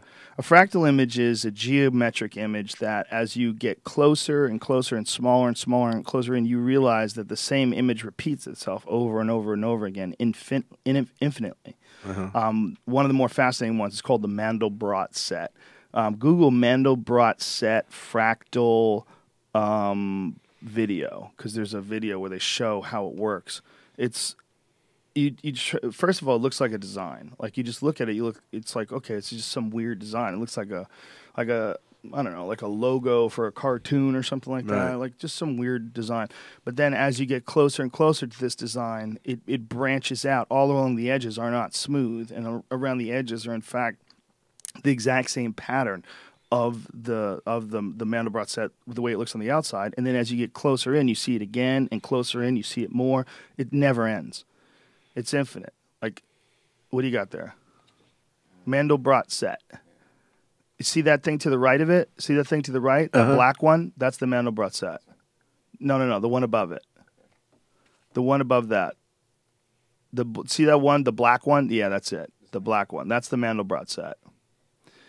It's fractals are fascinating, man, because they're able to create these things with computers that, didn't exist 50 years ago. And I don't even know when they invented fractals. I think it might have been even more recently than 50 years ago. But the idea behind them all is that they're infinite. That as you go deeper into the macro, into the micro, you see that this pattern repeats itself over and over again. This is the best way to describe it. A fractal is a mathematical set that typically displays self-similar patterns, which means that they are the same from near as far. Often they have an irregular or fractured appearance, but not always. Fractals may be exactly the same at every scale, or as illustrated in Figure 1, they may be nearly the same at different scales. The definition of fractal goes beyond self-similarity. Anyway, what they think is that the universe is like this. They think that inside every black hole is a whole nother universe. Not only is it infinite, but it might even have its own laws. It may have its own physical laws of movement and weight and gravity and light, and all those things might be different. It might be off. It might be a completely different existence. And then inside those universes are hundreds of billions of galaxies. And inside them, hundreds of billions of infinite new universes. Well, I always think of that when they say, we're searching for a place that has water so they could have life. But how do we know that there can't be different kinds of lives that don't depend on water? It all hurts my head. It all hurts my head. And that's why I'm a comedian, ladies and gentlemen. Hey! Is this thing on? It really does hurt my head when I start thinking about that each galaxy would actually be infinite. Like they'll say that even though maybe the universe is 15 billion light years across, it's still infinite. Because even though it's impossible to measure. A billion light years. Yeah, 15 billion light years. Light travels at 186,000 miles per second. A billion of that. And 15 billion. I mean, that's the idea, is that the Big Bang occurred 14-something billion years ago, and from then on, it's just been this expansion, this slow expansion to what we are today. So what club are you working this week? I'm not working. I'm going pig hunting. Are you really? Yeah. With Callan? No. The Steve Vernella. We're not filming this. We're just going to go shoot some wild boars. Are you serious? I'm totally serious. Wow. You got this whole alternate life, man. Well, I'm very excited about this little hunting thing. I've become obsessed. You should get a GoPro, man. I would really like to see, you can get a GoPro that attaches to your chest or your helmet or whatever. Or the rifle. Yeah. The GoPro on the rifle would be the way to go, right? Yeah. You see the bullet come out. I wonder if you can do that. Where do you go pig hunting? They have There's a ranch. We're going to a ranch and they in Northern stay. California. They put the pigs out there. And No. They're wild. Oh, they're wild. They're wild boars. Wow. Yeah, they're these crazy looking monster animals. You ever They seen have a a wild number? boar? Yeah, I've seen them. Well, wild boars are one of the few animals that you can hunt all year round because they have to keep the population in check. If they don't keep the population in check, the results are disastrous. Like, perfect example is they opened up a highway in Texas. The night they opened it up, there was some insane number, like 40 car accidents where people hit Boars? pigs. Really? Yeah, because they're fucking everywhere. Texas has an insane amount of pigs. Insane amount. And they're really out of control to the point where they eradicate them through helicopters. They have helicopters. They fly over herds and just gun them all down. Wow. Yeah, it's crazy. Now, do you eat them? Oh yeah. Oh, they're delicious. Yeah. They're really good. They're really tasty, and they're of course, depending on what they're eating. If you get pigs that are near people, you're going to get pigs that they might be eating some garbage. They might get a hold of some. But if you're having pigs that are living out in the wild, they're sort of they're omnivores. They'll eat some meat, they'll eat grasses, they'll eat plants, they'll eat vegetables. They eat a lot of things, but they're super lean, and they're fucking mean looking. What is that? This is a guy named Caleb that I met in Austin, and this is his dogs attacking a wild boar that got on his farm, I believe it was. Whoa. And Okay, I don't want to see this, man. I don't want to see this. Yeah. This is gross. it's crazy. There's one way they hunt them, man. They use dogs, and they sick dogs on them, and the dogs hold them in place. Then they come along and cut the pig's throat. Not when I say they, not this ranch. Right. They do that in Hawaii a lot, and they do that in Texas a lot. They use dogs. The dogs hold the pig down, and they stab them. It's really kind of fucking crazy. I think that shooting an animal is probably the most ethical way period, of ending an animal's life. If you're going to eat meat, even if you're buying meat that's in a store, you're dealing with the fact that that animal was a fucking slave. That animal was just sitting around waiting for its death from the moment it was alive. But if you're getting an animal in the wild, like, you're dealing with something that is completely off the grid. And then you're stepping into its world for a bit and taking something out of it. Yeah. And eating that. And that's going to be your food. Yeah, with him, the pigs were attacking his property, and his dogs found him on his property. Like, the dogs were just like walking around, and then the pig attacked the dogs, and then they'll kill your attack- dogs. Yeah. They'll kill your dogs. Will they go after a person? They'll kill people. If you have them in a pen, you know, that's a really common thing with pigs. By the way, these wild pigs, according to Steve Ranella, even wild boars, it's essentially the same animal. They can interbreed. They breed back and forth with each other. You know, there's different strains, but they're essentially the same animal. But if you have, you keep domestic pigs and you fall in when you're feeding them, good luck. Really? Yeah, they might eat you. They might just bite the fucking shit out of you. And once they bite you and they find out that they can eat you, they don't care about you. They're gonna keep eating you. They're gonna hold you down and fucking eat you. And no evidence. Yeah, they'll eat everything. They'll eat your goddamn. They'll eat your goddamn teeth. They'll eat everything. They'll smash everything up. They're fucking monsters, man, and they taste delicious. Nothing like bacon. Well, in the South, they have a lot of the wild boars and the domestic hogs. They're like sort of interbreeding, and they're making these giant fucking wild pigs. Have you ever seen or heard of Hogzilla? No. Okay, pull up the image of Hogzilla. You won't even believe this is a real animal. They're having these pigs that are like the size of cows. Like a normal pig, you know, they get pretty big. You know, domestic pigs, they get pretty huge. I mean, I think they can get 1,000 pounds. Easy. Really? Yeah. But these fucking things are ridiculous. Look at the size of that. But that's a perspective one. There's one where it's hanging upside down. That's not the Hogzilla one either. That's a different large wild boar. That's it. Holy shit. Yeah, look at that. Okay, that guy's standing right behind that fucking thing. He's not too far away. See, because his foot is parallel to the paw of the pig. So the argument that this is like a perspective shot, I think, fades away because that guy's touching that thing. That's a big Now, fucking is there a chance animal. you come across some of them where you go? No. That's like a deep south thing. That's a Georgia thing. They've had that in. That is fucking freaky, man. I think Georgia's where they've gotten the biggest ones. So that's because of a certain kind of breeding. They breed them, huh? Well, the wild pigs and the domestic pigs are breeding, Uh-huh. and then sometimes if they get out, they can get really big. I mean, who knows what it could be? It could be that I'm just guessing, but it could be that someone fucked around with genetics. Look at the size of that thing. Jesus fucking Christ, Dom Irrera. That is a huge animal. Don't tell me it's fast, too.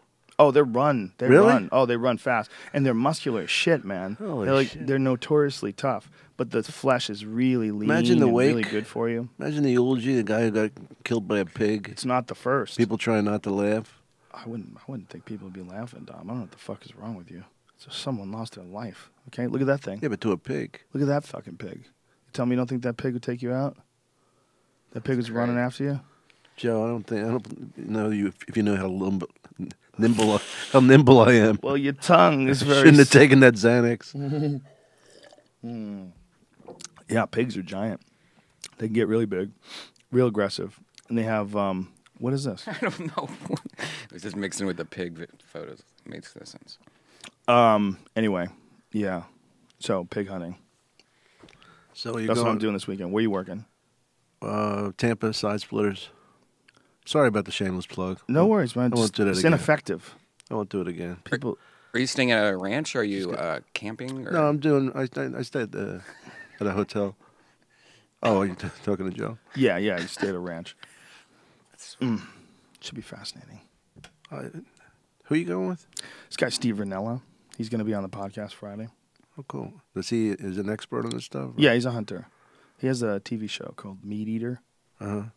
Have to check it out. Yeah, exciting stuff. What's it on, Discovery? No, Meat Eater is on like the Sportsman's Network, I think. They got so many fucking networks. Do you know they have a military network? Mm-hmm. Yeah, it's all just people shooting shit. Yeah. What was in the Hitler network? Well, that's history. That's what they call it. Well, history is all like shitty reality shows. But I now, mean, like Moonshiners. Yeah, but I mean, on the History Channel, they show Hitler more than anything. Do they really? Well, every time I turn it on, yeah. History seems to be more like reality shows now than anything. They're all giving up. Yeah. It's almost like you have to have reality shows on. Yeah. If you try to put Nova on every night and fucking science documentaries. People just go click, next, whatever. They Yeah. want to watch some rednecks. Yeah, what's that, Duck Dynasty? Yeah. Have you seen Moonshiners? Is it good? It's the dumbest one of all time. Oh, yeah. It's the most fake, dumbest one of all time. Because cops are looking into the car. Like, they're shooting this from the car. The cop's looking into the fucking car. There's a television camera, and the cop doesn't bring it up. The cop's like, so where are you off to? What's going on here? He's looking into the car at the fucking camera. Yeah. And he's not going, what's the camera? What's going on? What are you doing? Yeah, that is And weird. no one says, well, we're here shooting a TV show. That never comes up. Right. No one ever says we're shooting a TV show. So these cops are lying. Everyone's lying. They're all fakers. They're just staring at I the wonder camera. if they do another take. They probably do. They're fucking selling moonshine. Yeah. That's illegal. If it was moonshine, they would all be arrested. There would be no show. Yeah, I mean, what they're saying is that they have these backyard stills and Right. that they make moonshine. So I think now what they're trying to do is say that it's all fiction and that everything has been legal and nothing illegal, and that they're making it's only water in those stills, and it's all just, you know, But why do they even have moonshine when alcohol's legal? because they want to make their own. They don't want to have to put a tax stamp on it. They want to be able to make it super potent. Well, You should be able to make moonshine just like you should be able to make beer. you can can make get beer. absinthe now, can't you? I think you can get absinthe in certain dosages. We're in Ireland, and Mitch Hedberg said to me, he goes, Dom, he says, I've been sober all day. I go, oh, good for you, Mitch. I love Mitch. And he goes, yeah, because I want to do absinthe tonight, and I want to see what it's like from 0 to 100. So the only reason he was staying sober was to see how fucked up he got on, like furniture polish, basically. It's not furniture polish. It's like alcohol. Absinthe is like Have you alcohol. ever had it? Yeah, I've had it a couple times. It's weird. Is it too strong? It's a weird feeling. It's like a cousin of drunk. It's like Yeah. drunk's next door neighbor. It's like You don't hallucinate, You're though. all partying in the same party, but there's a fence between them. No, there's no hallucination. It's just like being drunk. Yeah. It's just a weird drunk. Tastes weird. It's like black licorice-ish. Yeah, I'm not so sure I like it. Did you drink a shot or like a real? Oh, I had several. Yeah. No kidding. Yeah, I had it a long time ago in Canada. That was the first time I ever did it. I never see you drunk. Yeah, I'm pretty smart about that. It's not a good thing to do. No, Get not when really- you're driving that beautiful car you have. Well, that I don't do definitely, but getting drunk, period, in public, Yeah. doesn't seem like a good idea, Tom Irrera. We should get drunk at your house some night. You want to get drunk? Is that what you're saying? I want to smoke pot. I told you. Well, let's do it.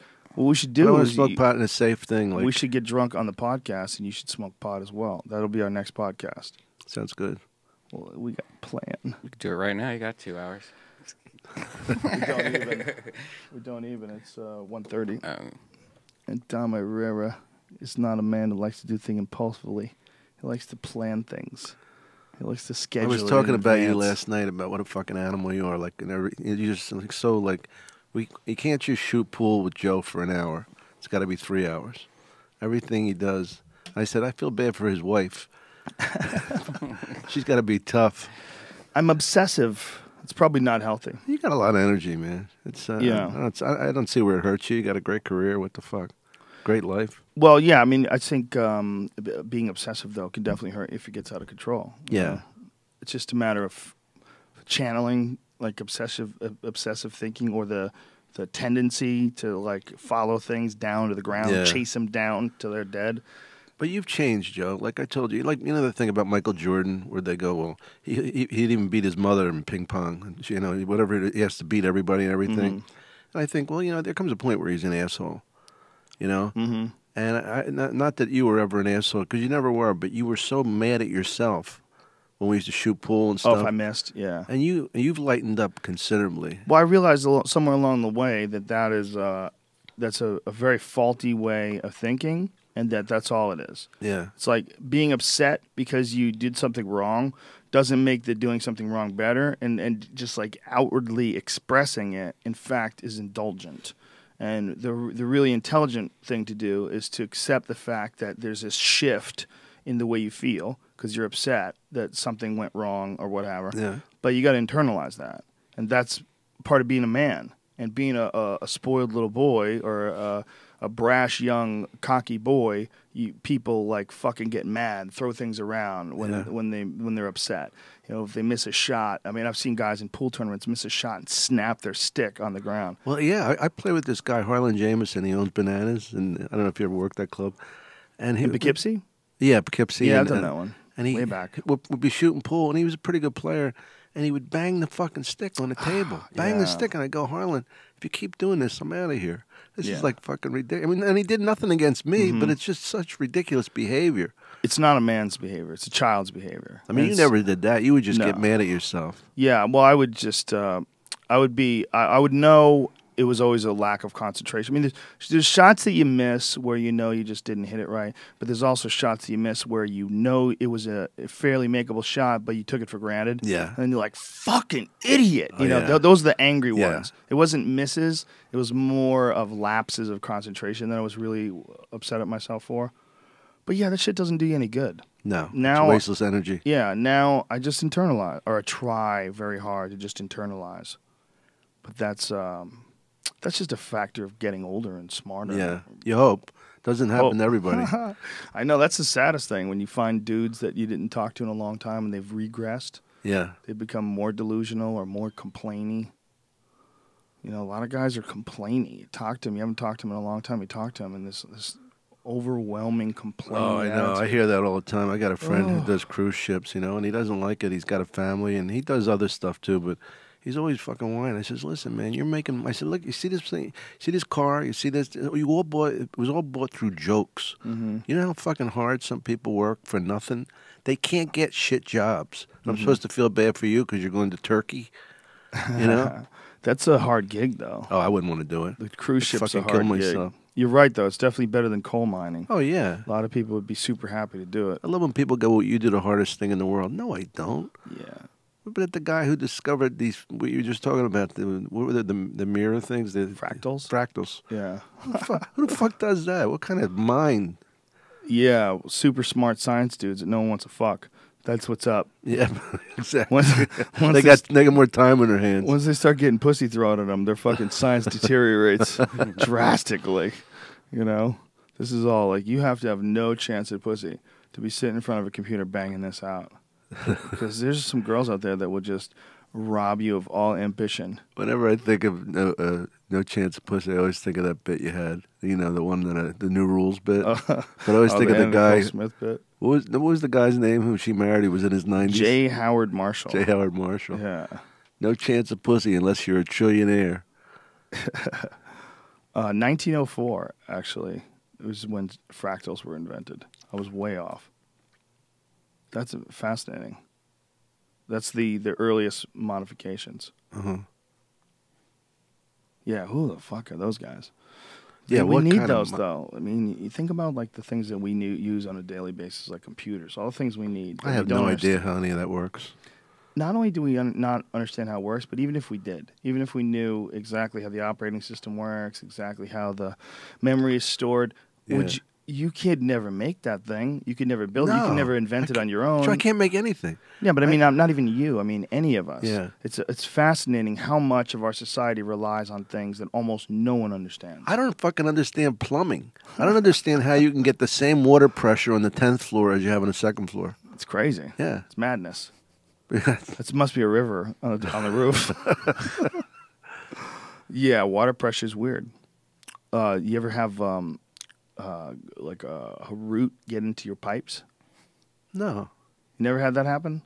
I had a root got into my pipes and grew a fucking tree. Holy shit. I mean, when I tell you grew a This tree... house you're at now? Yes. Oh, my yes. When I went to Colorado and I was gone for a while, when you flush the water, apparently, like, there was these little tiny cracks in the pipe from the toilet down to the street. That's it. See that thing right there? That was inside my toilet growing. It looks like a muskrat, right? Yes. That is a fucking root. Oh, my God. That's the root of a tree. So it got through, and then because there was all that water in there, it started growing like crazy, and was searching it, because that's what roots do. They grow down towards where the water is and suck it out. That's how they get moisture out of the ground. So it cracked my pipe open and grew inside of it. That's real. That's not made up. That image. I mean, if you're Holy listening shit. to this, it looks almost like an animal. Well, how do you find that? Is it on Flickr? Joe Rogan root pipe. Just Put that in your yeah. blend tech right there. Just Google Joe Rogan root pipe. Yeah, I wouldn't do that because it's filled with poop. that was fed by poop, poop and peep and water. And that thing grew like a weed, like a veritable reed. Yeah, I don't understand it either. I got a new thing recently that it's instant hot water. You know what they're tankless water systems. So your water goes through this thing, and it instantly turns hot. It doesn't. You don't have a tank of water just sitting around getting hot. That would be good for my sits baths. What's amazing is it like say if you never run out of hot water. That's one thing. That's cool. Like if you got if it in the someone- house now? Yeah, I just got it. Oh. So like if someone's using the water and like if you have a friend that takes a long shower, well you go in after that person and you're fucked. You're gonna have to take a mediocre ass shower because there's no hot water left. With these things now, they have it so the water can go through it and it's always hot. People will be coming over to your house to take baths. That's my Son plan, of my a- friend. That's how you get them naked. So is it in one place in the house, or is it like on every single like faucet? There's like a No. rain thing It's there? in one place. It's one area where the water comes in, and then it regulates it out from there. badass. Oh, it's ridiculous. It's one of the weirdest things ever. It's just like, wait, what happens? Huh? So the water, it's hot as fuck, too. It's not like it's kind of hot. It's kind of hot. No, it's boiling hot all the time, right out of the gate. So it's weird. I don't know how the fuck they do it. Regular plumbers put that in, or is that like a specialty? Regular plumbers. Yeah. Yeah, it's something they put in now. It's a normal thing. And, a lot of people, especially where we live, are going full solar. Because you can go full solar where you don't even have to be attached to the grid. There's enough sunshine in Southern California where you can just have these That's fucking... pretty cool. It's crazy. I had a guy come over last week. My garbage disposal was down, and he recognized me, right? And not only he recognized me, he also gave me coupons. I'm thinking, I guess he recognized me but doesn't think I'm doing too well. And then he said, I got to tell you, it's a pleasure to meet you, Mr. O'Hara. O'Hara. O'Hara. How the fuck did you Why get it? O'Hara? And my name's written on it, Irrera. He just didn't look that. Well, he's just not good at pronouncing things. Made me Irish. O'Hara, Irrera. Yeah, same shit. You could be a little black Irish. I had a woman call me Mr. Irene. Talk about lazy. I'll be up there in a second, Mr. Irene. Room service. She made a mistake. Don't get upset, Don. I don't get It's upset. not worth it. I like talking it. I about just turn it to into millions bits, of Joe. people. I turn it into comedy gems. And do you ever? Oh, come on. What about you? Don't start with me. And do you ever? Yeah, I saw you at the ice house. Yeah, You fuck killed. Billy Crystal. That's right. We just said it. Fuck Billy Crystal. Talk about throwing that in your memory bank and splurting it out an hour later. Bob Marley's the nicest guy in the world. Oh, man. Billy Crystal giving him the cold shoulder. How dare you, Billy? I know. If Must he have only been on his knew. period. Must have something. He's a on. little smug, I got to say. That's unfortunate. Yeah, he's had a beautiful career, man. He's fucking smug. Yeah. Yeah, well, it's a lot of pressure. A lot of pressure on those guys. A lot of times they crack. Fuck him. They start buying into their own bullshit. Yeah. I think that's the guys who don't are the guys who keep doing stand-up. Because no matter what, no matter how funny you are, or how famous you are, rather, when you get on that stage, you have to be funny. They give you a couple minutes, but you got to be funny. Joe, I haven't been on stage since Friday before last. It's the longest in probably 20 years. Because of being sick? Yeah. Wow. But isn't that true? Like, that's how we do it. Like, a lot of folks don't know. Like, if you Every- take 5 a nights a month week. off or 2 months Oh, off yeah. or something like that, it feels really weird when you come back. You can't be a wise guy, wise-cracking Italian comedian with a hacking cough. Doesn't No. work, That's why I couldn't go on. I mean, I could have made it. I've been on stage with fevers and torn muscles and shit, but the cough fucking did me in. I only had to cancel one gig ever. Wow. As far as like a weekend, it was I think maybe when I was younger I did, but that I could remember like as a gig that I was supposed to fly out to. I think I was supposed to do the Stress Factory. I'm pretty sure that was what it was. And Benny Brand. I got the fever. Oh, did you? I had a flu. Ooh, it was bad. It was one of those ones where it was like on Monday I canceled. I was like, there is no way. Yeah, Like, yeah. This is death. Well, at least you gave him that. Yeah, it was bad. The fucking flu that's going around right now is a motherfucker, Deadly. dude. I've talked to some people that got it that like were fine, and then 2 days later they're in the hospital on IVs. Really? Yeah. Holy shit. They were showing in Houston that people were like, I think they were up to like 50 people have died from the flu. I'm sure it's old people and babies, but Well, if you fuck up, man, that's the thing about like being sick or not having a healthy body or healthy immune system. Like when you're not healthy all the time, like you're pulling all-nighters, getting a couple hours sleep before you get to work, you're working all day and drinking coffee, and your immune system is fucking getting chipped away at. If that is when it enters into your life, like you can die. Like you can die. If you're hungover and drawn out and fucked up, and then boom, you get hit with the flu, holy shit, you can get jacked. I had so many people like bum me out. First they like act like they cared, and they go, "Oh yeah, you know." I said, well, "I think I'm getting better." Yeah, he goes, "Yeah, a friend of mine had that. You know, last like 3 months." I said, "Thanks. You know, it's good. Thanks for cheering me up." Just tell him his friend's a pussy. That's what I'd say. Fucking friends. Your friend's a pussy. I'm gonna be back in 2 days to smack him. 3 months. Get the fuck out of here. What kind of cold last 3 months? Well, it's not a cold anymore. Yeah, it's an epidemic. Bronchial asthma. That's what you have now? Do you have asthma? I got something. That's what this thing is. It's discus. I got to inhale it. You know what's good for asthma? Pussy. Stank up pussy. That too. What? The marijuana, weed? my friend. The marijuana. See, I wish I could smoke right now, but I just don't know what would happen. I got to You'd freak drive. out. Panic. Yeah. Yeah, you go into a tailspin. We'd have to Thanks. pull you out of the corner. Are you allowed to do that with Xanax, though? How does that work? If you're taking Xanax. I don't know, because I mean, Xanax is a tranquilizer. Oh, you might stop breathing. You know what Those two Xanax feels together? like? Xanax feels like what you would think normal people feel like. Normal. It's not a high. It's just, I mean, I never take it enough to get high, but it's just like a relaxant, you know? Mm-hmm. Just do some indicas. What's that? Indica's the downer or the weed. Like, you know, there's an upper Oh, kind is of it? weed and downer. See, You I know, would there was probably- I'm sorry, there was the article that said that that's bullshit. I thought that was really interesting. I didn't know that was that- always just pretty established. Oh, really? Yeah, there was some article that said that I don't know whether they're saying that the people that are selling it are full of shit, but they were saying that the two different highs are indistinguishable, and I was like, man, I don't know about all that. Sounds like a bullshit article. Well, it seems like you're not getting high enough to really.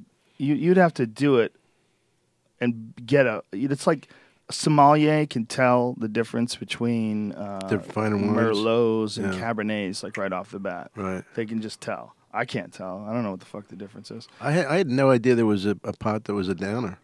Well, that's what most people think of as for pot. They think of OG Kush. They think of like weed that just makes you chill, dog. It really just makes you just really not give a fuck. Just kick Yeah. back and just your eyelids get heavy. And then this pot, for me at least, that makes me like really think about shit and really get introspective and break down my life and life itself and the city and universes and shit like that. That to me, whatever it is, whether it's the different cannabinoids or the different strain or whatever the fuck it is, there's a different response I have to two different kinds of weed. Absolutely. But I don't know. I mean, maybe I'm wrong about it. Maybe I'm wrong about the way the mechanism is working. I just know when I get good stuff. Well, what fucked me up was I had no idea that it took a while to hit you. Xanax? No, pot. So when I first smoked, this is why I had such a bad experience. I just kept smoking joint after joint. Like, you know, in a half an hour, I smoked, like, I don't know, 3 or 4 joints. It's just like, you Oh, know, my and these God. guys are going, holy shit, look at him. And I'm thinking, and I did this with Southern Comfort once, and I almost died from alcohol poisoning. Because I just, you know, it's like getting the crowd behind. Like, Where were you? The pot? Yeah. I was at the University of Pennsylvania. We had an apartment down there in Philly, and just with a bunch of guys fucking around. Whose pot was it? I don't know. It wasn't mine. You know. So somebody else brought the pot. Yeah. And then you just started smoking up a storm. Well, I had never smoked, and then I just kept smoking, and this was like really like a lot of smoke. You know, I don't know, you know, like, and that's why I think I got so fucked up. Of course it is. Everything, like the record. This is when there were albums out, and I remember watching the record revolve, and just getting lost in that. You know. What was the song that was playing? It was Tomorrow Never Knows. It was a Beatles song. And turn off your mind, relax, and float downstream. You know that song? Mm-hmm. Yeah. It is not dying, whatever. And that was this real psychedelic kind of song. Anyway, I was like, oh, fuck. I thought my head felt smaller. You know, just everything was weird. So that's why I had a bad experience. That's why I want to try it again. So did you get paranoid? Yeah, very. Very paranoid. And Yeah. what, like, do you remember specifically what you thought about? Just the whole world looked different to me. And see, the only time I was ever, I had gotten fucked up on cough medicine in high school. Did you ever do that? I did cough medicine when I was an adult. I took NyQuil once when I was sick, and it was one of the happiest days of my life. Really? It was No, this was amazing. like I drank a whole bottle of Romalar CF. Jesus fucking I Christ. swear to, I mean, that was, and I think that's why any kind of upper drugs have negative effects on me because of that, and then I did the pot, and so that's why I never did them. I never was against drugs. Well, that seems like a very likely scenario. If you smoked that much pot the first time you did it, you're gonna freak the fuck out. That's well, nobody way, told way, me. way, way. You know, nobody told me. They were going, "Wow, look at him," and I was like, "Oh yeah, look, One hit. yeah." That's all you need. Just one. Just See, that's not even a big one. Not even a big one. Just a tiny one. Just to really feel what pot does, you want a tiny amount of it. right. That way you distinguish it from regular consciousness. You fuck around with it, get a feel for it, see the good and the bad about it. And occasionally you're going to push it. Occasionally you're going to get you're going to smoke 2 hits and 3 hits. And then you're going to feel weird as fuck. And you're going to go, we better back this down. So we back this down. We take it down to 1 again. Bring it down to 1 and just try 1 for a while. But when people start smoking a whole joint or 2 joints, that's like you've never ridden a motorcycle before and you get on one of those ninjas. Right. Yeah. Just Go ahead, gun it. What? Ah! You can't do it, but those guys who do it every day can do it. Yeah. It's a similar thing in a way because it's the experience of being really, really high is manageable, say if you're a guy like Everlast. If you get high all the time and you're just a naturally cool dude that can deal with shit. But if you're a guy who's never gotten high before, like that can fucking be terrifying. Yeah, it was terrible. Terrifying. It was terrifying. What were you thinking about when you said the world just didn't look the same? Just the proportions of things look different. Like as if my eyes were different lenses. They changed, for a while, and I would just get a thought in my head. Like even in the song, we keep playing in my head when it was over. Wow. It was pretty heavy. I mean, I guess it was close to a trip. Wow. Yeah, that sounds like what I'd go through every night. Sounds like my typical day. I went through that in the tank last night. You went to what? I went through that in the tank. Did you do the last night. tank? Yeah. Joe, you're unbelievable. You're so funny. You got so many fucking varied interests and all. I watched Sports Center last night. That's what I did. But that's I you. did. We're all different, Dom Irrera. I'm just trying to maintain and not go off the rails into crazy town. So what do? I hunt boars and I lie in salt water. Typical. I throw kettlebells around, just trying to keep it together. You got a fight this week? No, this weekend is no UFC. This weekend I already said I'm going boar hunting. The next UFC is not until the week after that, Chicago I'll on tell you. Fox. Thanks again for the Montreal treat. Did you enjoy it? More than enjoyed it. Tammy Pescatelli and I. What a fucking! I mean, that guy. Like the excitement. I could just imagine like the gladiators, the Roman Empire. Like the excitement in that room when that French Canadian guy walked in. George St. Pierre. Yeah. Oh my God! And then the fight Yeah. itself, and it was great. Yeah, those live events are there's something special. Like seeing the UFC live there's very few things that have as much electricity in the air, as much potential drama, and while the fights are going on, they're so exciting. It's So insane. exciting, and you invited me to a couple of them, and I was so amazed at how classy the crowd is. Mm-hmm. It ain't like professional wrestling crowd. Skate on his face, Right, twist this right, other right. eye. I mean, they're like really nice people. They look wild, but they're not. Well, I always hoped that it would go closer and closer towards the ethics of martial arts because I think that if you looked at the best guys ever, the best UFC fighters are martial artists. From Royce Gracie, the original, to look at like Lyoto Machida or Anderson Silva or George St. Pierre. Silva broke his leg. Anderson broke his leg, yeah, in the last fight. Right. These guys are martial artists. Like Anderson bows before every match. Lyoto Machida bows. George bows. Like they're literally upholding the original codes of martial arts conduct. I mean, they are martial artists, and those are the best guys. It's not these brawler, fuck you, spit in your face, kick you in the balls guys. Those guys are not the champions. The champions adhere to this sort of philosophy and principle of excellence. Right. that I think you kind of have to have. And the people that are attracted to that, there's going to be a bunch of knuckleheads in the audience. I mean, it's unavoidable. You get 18,000 people, you're going to get a few dozen crazy people for sure. There's no way around You it. get that in any game, in baseball, you know. But overall, I think that what the fighters project, that they project a level of respect and a level of discipline and dignity that the audience, I think they take that in. I think they appreciate it. Whereas when you're watching the WWE, you know that it's scripted. It's a wild, crazy event, and it's fun, and it's entertaining, and there's acrobatics, and those guys like They're The Rock is a serious athlete. So is Brock Lesnar. He's a serious athlete. Brock Lesnar was pretty successful in the UFC for a guy that didn't have any MMA fights to speak of other than one before he entered into the biggest stage on earth as a fighter. Wow. I mean, he's a ballsy motherfucker. Yeah. So no disrespect to the wrestlers or anything like that, but one of the reasons why the audience will act like that is because they could feel that it's not real. It's all horseshit. Yeah. They're like trying to suck excitement out of the air. But don't you think there's certain people that believe it's real no matter what you tell them? 100%. Yeah. I talked to a guy from Abu Dhabi who was telling me that his friend absolutely believes that it's real, and he cannot argue with him that it's not. He was so frustrated he didn't know what to say. My doctor thinks all professional football is rigged.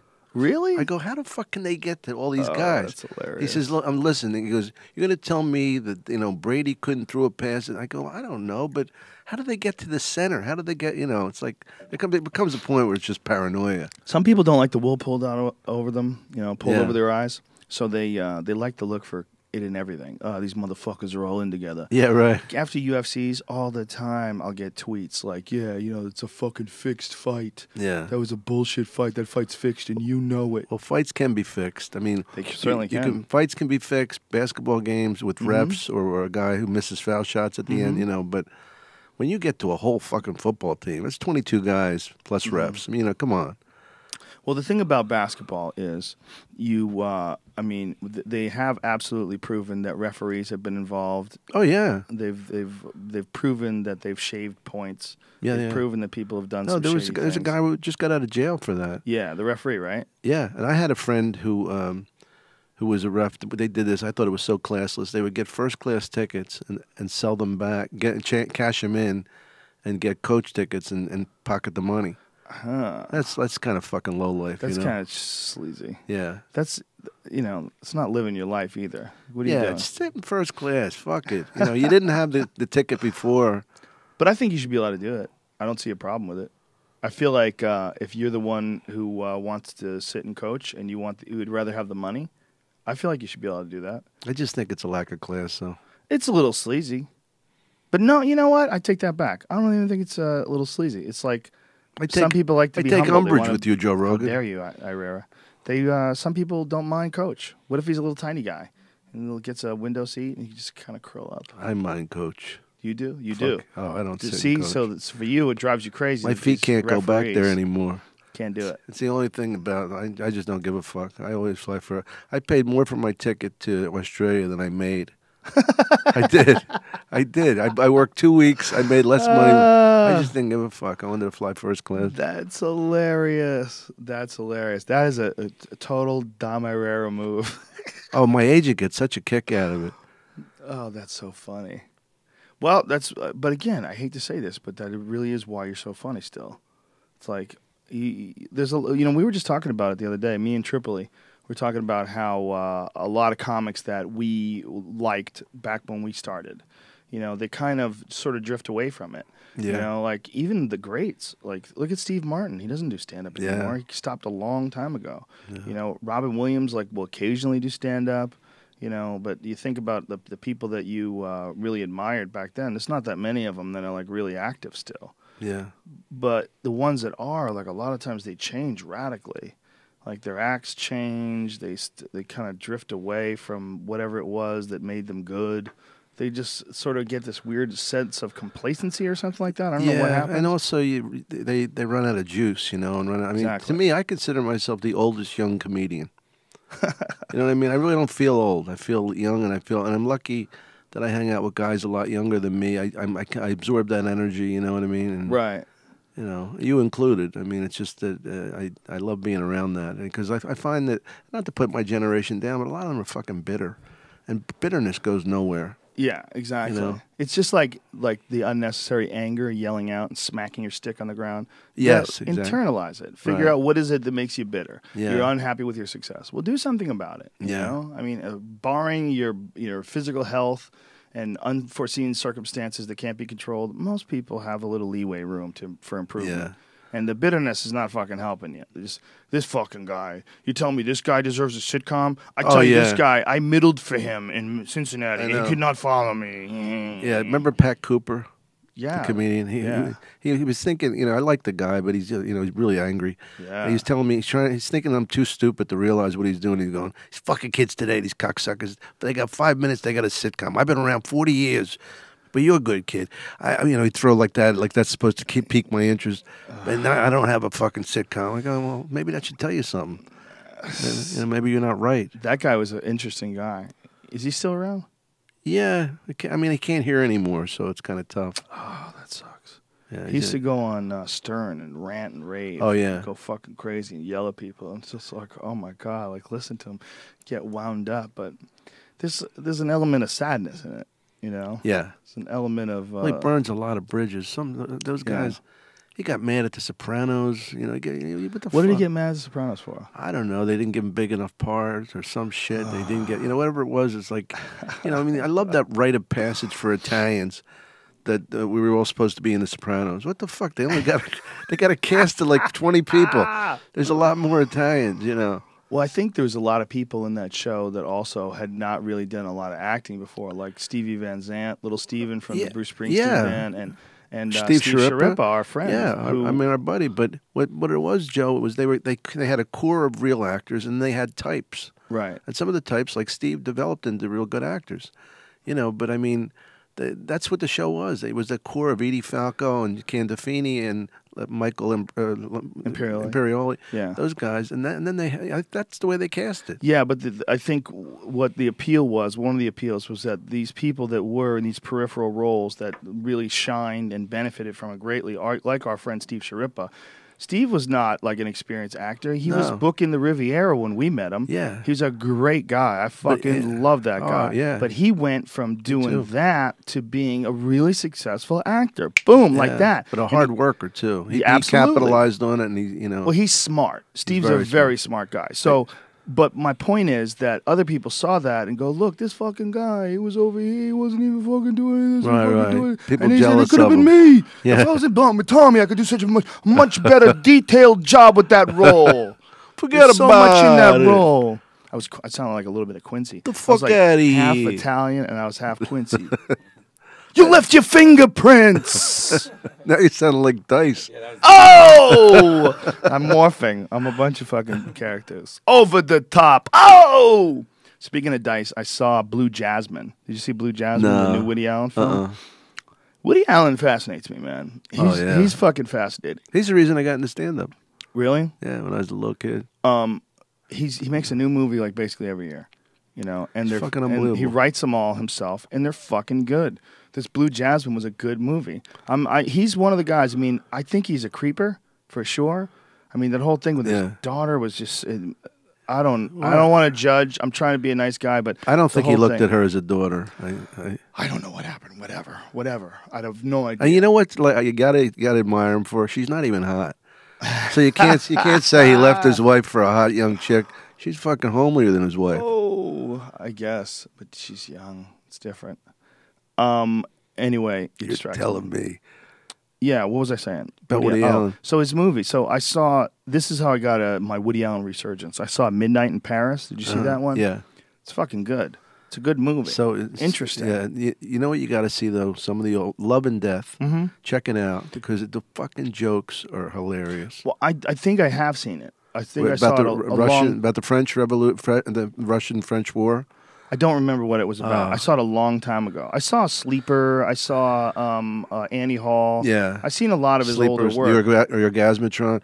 In Love and Death, Napoleon says to Diane Keaton, he goes, how do you think of me as a man? She goes, I think it's your best bet. These kind of jokes. Oh, what a great line. Line after line. Another one. She It's goes, your best bet. I think your best bet is being a man. He goes, you have beautiful skin. She goes, yes, and it covers my entire body. Well, Midnight in Paris was really good, and what's interesting about it is that Owen Wilson plays Woody Allen.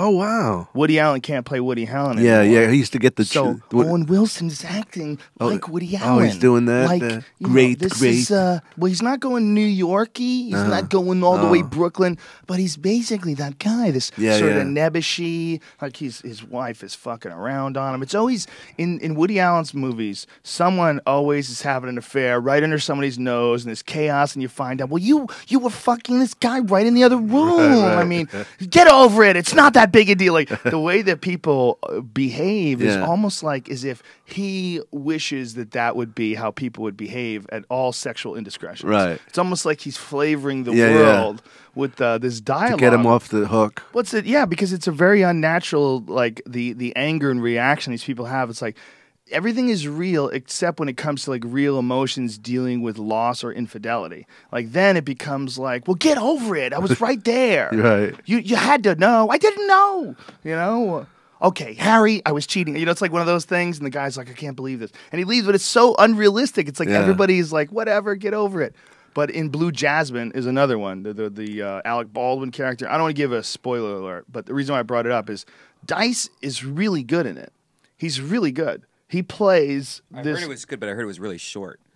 I like him That's short. the reason why he didn't probably get any awards, because it was probably too short. His thing was short. The movie was too short? No, his role. Like he should have had a bigger part in it. No, I think it was perfect. Yeah. I mean, it was a complex sort of a role. It was believable. There was a lot of good acting in that goddamn movie. Kate Blanchett, the one woman who's the lead, is fucking sensational. You know Sean Penn? Yes. Yeah, he said to me one night, we're at the Improv, and he's got a great memory for comedy. He said he remembered an old bit, and he starts telling me about it. And I go, all right, if we're going to talk about comedy, you got to tell me what it was like to work with Woody Allen. He said, I'm glad you asked me that. He gave me one note the whole film. I said, what was it? He goes, that last scene you did, nothing was right. That was the note. That's the only fucking note he had. Nothing was right. Nothing in that scene was right. Wow. Yeah. Well, he's a master filmmaker. He's just a weird guy. He's a genius. He's master filmmaker. This Blue Jasmine movie is fucking really good. I'd have to say he's the best writer, and then Larry David for comedy. In my opinion, you know. You mean like joke writing or TV just comedy TV writing? Just comedy. Movie and film. Larry obviously has not made the graduation to film like what he did. He shouldn't. His stuff is so good and Curb Your Enthusiasm. Just don't fuck with it. Yeah. Leave it right there. Let him do whatever the fuck he's doing. Let him make that exactly how he's making it. Don't touch it. Leave it alone. I watched a Seinfeld episode last night that with the man's ear, the bra for men. Remember that one? Right. The bro. And I had a prostate exam, and when I was going to pee next, it was going to be blood, right? Right. It was really fucking it was really like fucking horrible. I was like lightheaded and shit. And Jerry was on the phone telling me about this episode before it happened, and we were fucking crying, laughing. Just the idea of Jerry Stiller's tits made us laugh for fucking 5 minutes. What is that? I'm confused. What has to do with you peeing blood? Oh, because I didn't want to laugh. Oh, you know what I'm saying? I didn't explain it right. I didn't want to laugh. I come back from the hospital. I'm in this bad mood. I'm fucking lightheaded and all pale and shit. And we start talking, and he starts telling me about this fucking... Anyway, it just reminded me of it because I saw the episode last night, and it's so fucking brilliant. You know, the way he... Like say Everybody Loves Raymond, which was like a really standard, like, good quality sitcom. They had an A plot, basically, maybe a B plot. Seinfeld had A, B, C, D. You know what I mean? Just ridiculous, like... Kramer hits a golf ball and it goes into the whale's the blowhole, and you know what I mean? Like everything is connected, and how he did it was fascinating. In 22 minutes and clean. Yeah, no, Larry David's a genius. Yeah, but his best work is Curb Your Enthusiasm, in my opinion. Seinfeld's really good, but Curb Your Enthusiasm takes it to the one where he had the water bottle in his pants. And I don't want to tell the whole story. The hooker and the carpool. I can't even tell you the stories that. Well, you know that came out of Larry. I don't want to spoil them. That came out of Larry not getting enough credit for Seinfeld. I really believe that. Because everybody would get credit. George got credit for playing him. And, you know, Jason Alexander is a terrific actor. But he was so much in the background, he thought, fuck this, I'm doing a show. And he had the power to do it. You know, he put up his own money for that. Jason Alexander's a weird one. because nothing's really clicked for him since doing that show. He was so fucking good too. He was so good on that show. Yeah. And now he's taken to wearing a hairpiece. I know. And I saw the one last night where he wore a hairpiece On the show, as a joke. As a joke. Yeah. But now he's wearing one in real life. That's sad. Well, it's like, I don't know. Well, Unless you're going to do it like Carl Reiner did, where you just take it off sometime and wear it like it's a hat, which I think is funny. Because then you're not trying to fool anybody. Well, he's not trying to fool anybody. He can't, because everybody knows that he Right. was already bald. And I think he just likes the way it looks better, which, good for him. But why are you It's worrying so weird. much about what you look like? It's a little weird. I say just wear a hat or don't wear anything. It's not like it affects his performance in some way. Like if growing your hair made you smarter somehow, like imagine if like hair was like muscles. Like the bigger your muscles get, the stronger you get. The longer your hair gets, the Right. smarter you get. Well, I could get wanting to have more hair. Yeah. And if you could wear a toupee that would make you smart. Imagine if people were that simple that you just had a fiber optic toupee and you put on, it would mimic the effects of having a full head of hair as far as your intelligence goes, or grow it even further. Well, you But if never know what goes on with the ego of these guys, you Yeah. know. Yeah, And yeah. Jason was. I remember being on that set, and he was upset because he never won an Emmy, Oh God! and he won Grammy awards. Dude, I was on a set of news radio once, and everybody was complaining. It was dark. It was like everybody was bummed out because our ratings were down, and it was, it was like, God, we can't get on Thursday night, but this show goes on right before Friends or right after Friends, and blah blah blah blah blah. And I remember thinking, like, we're on a sitcom. Oh yeah, You know how lucky you are to be on a sitcom, and it's a really funny one, and we're not appreciating it as it's happening. Like Yeah. right as it's going on, we're wishing we were number one. Right. Instead of whatever the fuck we were. We weren't doing well. Like news radio never did well. It didn't do really well until it was syndicated. they didn't know how to use you at all.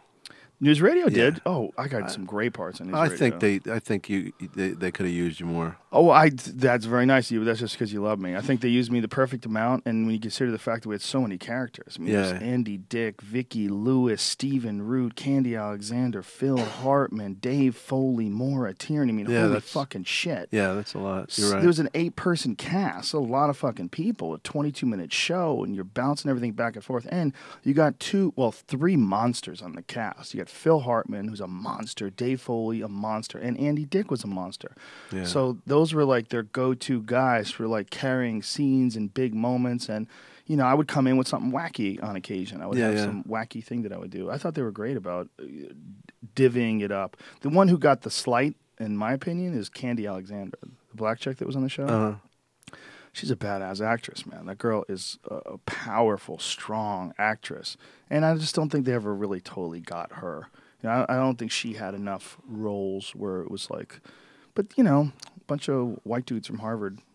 Yeah, right. Right for this sexy What black was the chick. baseball show you did right before that? Hardball. That Hardball. piece of shit. Yeah, but that was cool. You got it right away. I got lucky. That's for sure. The 2 things that were the luckiest that I ever got was getting Hardball, and from getting Hardball, getting news radio. The Fear Factor thing was more of a response to not wanting to be in the acting world anymore. When I took Fear Factor for the money, A, but also B, because I knew I wouldn't have to deal with actors.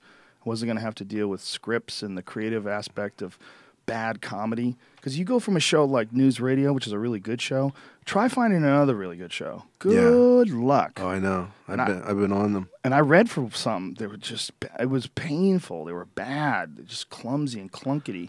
Joe, I got fired from a show that was written for me. And I couldn't play. And the guy, and it was so, and I was so happy when it went down in flames because it was so bad. They hired like this real actor, this guy Dan Hedaya, and he couldn't make it work. And Dan Hedaya. Why do I know that name? He was the father in Clueless. He was Cher's father in Clueless. Oh, wow. Huh. But would you do another sitcom? Yeah, definitely. If Paul Sims was going to do another sitcom, the guy who made News Radio, was going to do. I almost did another one of his. I'd love to work with you, man. I did a pilot of a show called Overseas. It was a pilot. I played like some guy that was in some other country for some strange reason. I got stuck over there, and so. Yeah. But he's just a brilliant guy. It's just such an out of the box guy. I know there's other out of the box guys out there. Yeah. I think the guy who. What's his name? Dan Harmon, the guy who makes Community. Like everybody's saying, the Community is just like 100 times better this season now that he's back. That he's back and Chevy Yeah. Chase is gone. Yeah, Chevy Chase. Yeah, that was the other thing. He's a happy-go-lucky guy, huh? Yeah, he doesn't seem so, huh? No. What's the guy's name? The soup. Yeah. Joel McHale. Yeah. Sorry, great guy too, by the way. I feel like a dick for not remembering your name, but I blame the weed. Joel McHale was on Opie and Anthony, and he was talking about Chevy Chase, that he just really didn't want to be there. How do you get insulted at your own roast? You get insulted. They're a roast. It's a roast. Yeah, if they're going to say things, it's supposed to hurt your feelings. Exactly. That's why you don't get a roast. Do you got? Yeah. Do Don't you like organize roast, your Tom? own. Do I like them? I liked them when I did them. You know, I did them in the with those like the real old guys. I was like the young kid, and it was Milton Berle and all those guys in the '80s, and I liked them because they were like the real originators of the roast. Now, how much can you talk about how big Cloris Leachman's cunt is? You know what I mean? It's like How far often does that come up? Is that like a big part of roasts? Yeah. And now for the mandatory. Actually- how big is Cloris Leachman's Actually, cunt? it came up about Joke. fucking 20 times When? when I went to see Pamela Anderson roasted. I think it was, or no, maybe it was her or Saget. I forget. I always get those two mixed up. And they just relentlessly did the same fucking joke. You could drive a car into Pamela Anderson's cunt, and this is that. You know, it's like, holy That's shit. so not true. I've seen that video. The Tommy Lee video. It's not. Yeah, you It's a could. tiny little thing. Yeah, Not big at all. What kind of see. cars are you driving? I can't jerk off to a video like that. Mini No? Coopers. No, not Is like a. dick too big? Well, no, just a married couple that I don't want to. Oh, that's so sweet. I want to see people that are like out of this world, Mm-hmm. not real people. Like our prostitute friend.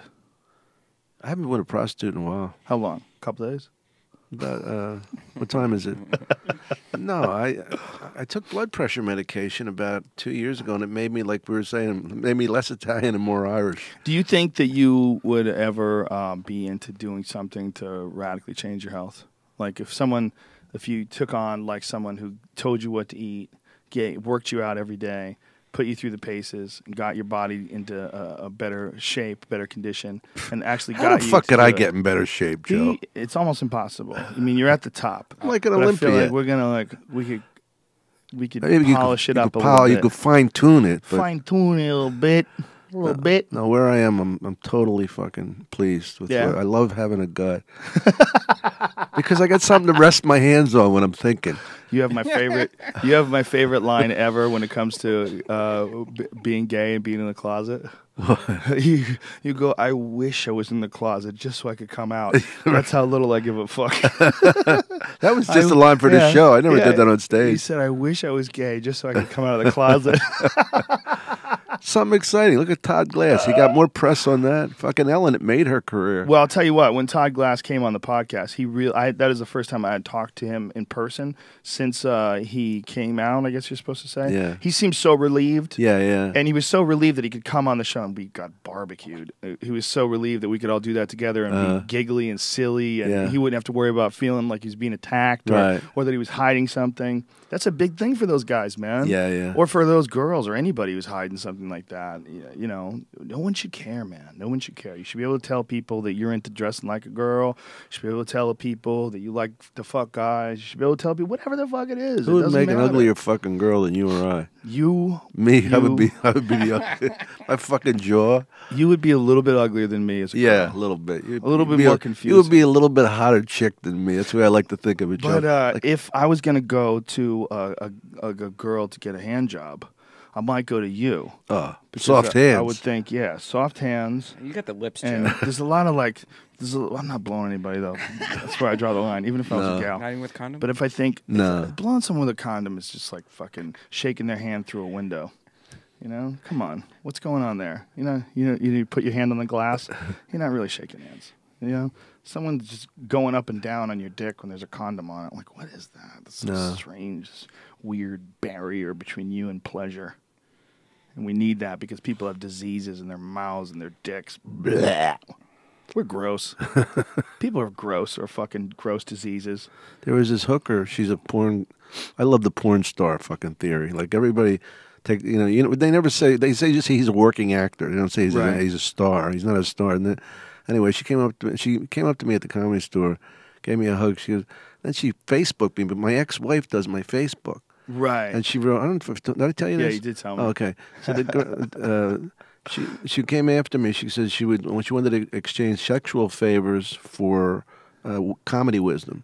And my wife said, she goes, who is this? My ex-wife, she goes, who is this fucking nut? I just ripped it up and threw it out. No! Yeah. She goes, she sounded like a whore. I go, but that's the good thing. right? Your Anyway, ex-wife doesn't know you very well. No. Anyway, she did get in touch with me. Yeah. But you know what? She was so fucking annoying about comedy. It turned me off. Really? Yeah, because she wanted way more comedy than I wanted anything from her. Well, when someone... And then I saw her in a lesbian video. When Sorry. someone wants to learn how to do comedy, there's a few things you could tell them, but there's very few. Yeah. The real thing that they need to do is go on stage. Go on stage a lot and chop it down yourself. Minimize the amount of words you use, maximize the impact of those words, figure those things out, and find out what it is that's funny and unique about you. Listen to yourself. There's a few things you can tell someone. When they want to go over individual bits with you, they basically want you to write their act. And that happens to a lot of boyfriends. I mean, it's a joke that I've heard used on several different comedians that are female that wind up dating men that are also comedians, and the men start writing their acts. I mean, we know guys who have done it. It happens all the fucking time, and that's not as fun. That's weird. That's a weird But But then there's cases like Tom Segura and Christina Pazitsky, where I'm sure they go over bits with each other, but they go over bits as peers. You know what I'm saying? Tom's not rewriting her act. She's not rewriting Tom's act. They're both hilarious. That's very rare, yeah. Yes, but that's ideal. That's why I love when something like that happens, because people always like to use that thing, like that standby cliche that two comedians can never be husband and wife and be happy. Two people that are, in the same position, the same sort of occupation, they would just wind up fighting each other. Tom and Christina get along great, and they're both fucking great. They're both really funny people. They're like, you see them together, they're laughing together, and they're always laughing with each other, and like they enjoy each other's company, and they're both really good. It's so rare when you see something like that. It's so awesome. Yeah, I think that's the aberration. I don't think it's normal. But it's possible. It's possible. It's totally possible. That's what I like. I like that it's possible. That ruined my marriage. Yeah. The competition, yeah. Because, like, I was getting hired for Saturday Night Live, like, in 1980, and I got, like, 3 episodes. It's a long story. It's not even worth it. You sound like Brian Callen right now. Oh, do I really? No big deal. It's just like the greatest comedian of all time. No, I didn't mean it like that. I just meant the story was too... I meant the story was actually too long. But anyway, she would come... I'm not on the fucking show. And I'd come home. She goes, did you mention me to them? I go, I'm not. I said, no. mention you. I don't even have a fucking voice. I don't even have an agent. So that really kind of ruined a lot of things. Yeah, that's rough. Ooh, did you mention me? I had a friend who got a part, and his girlfriend started crying immediately, and it's like, when is something going to happen for me? Oh no! It was so uncomfortable to be around. Yeah, that's. She was doing it like in front of me, and I was like, okay. She was crying in front of you. Oh yeah. He goes, guess what? I got the part.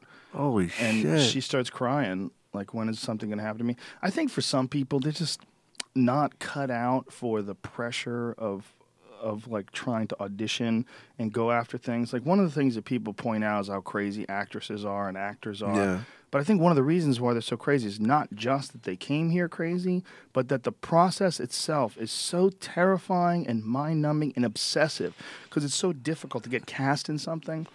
So difficult when you're competing against thousands of other people on a daily basis for a limited amount of roles, and you're barely getting by, and then you finally do get something. I think all those years and years and years of rejection, and I think it can really fuck with people's heads, man. Oh yeah, it's really bad, especially when they're already a little bit insecure, they're already a little bit nutty, they're already maybe possibly a little bit depressed, maybe a little bit chemical, Yeah, I just never felt like anybody else's success diminished me.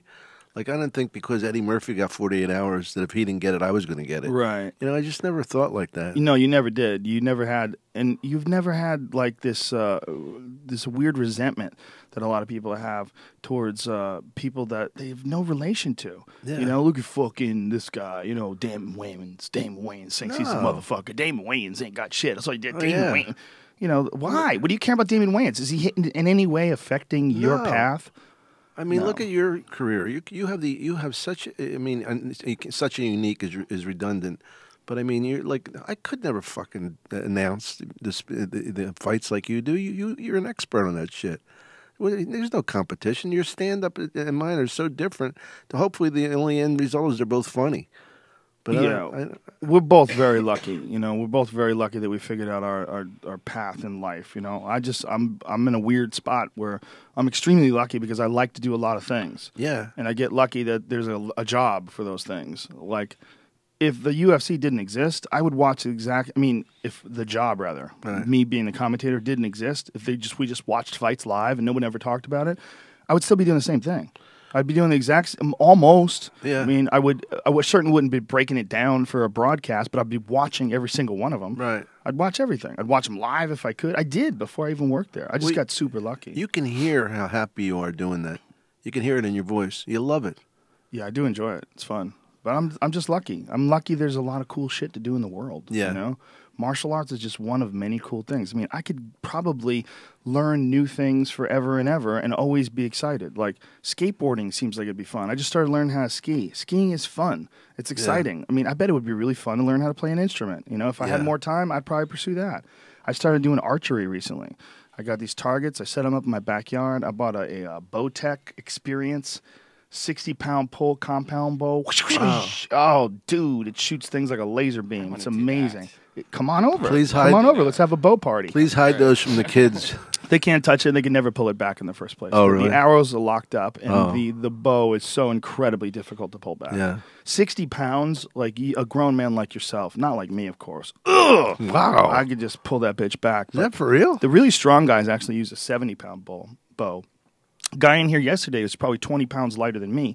He actually uses a 70-pound bow. So he's using a bow that's 10 pounds stronger than mine. But I'm just learning how to do it now. I'm not really concerned with it being like the fastest bow in the world. I just enjoy hitting targets.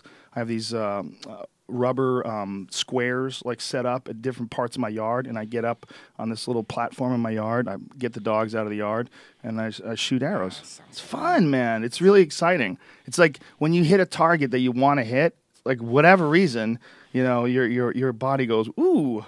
Yeah. It's more exciting than shooting a basketball into a net. Like basketball into a net's always been exciting, like playing horse, like 3 points, whoa.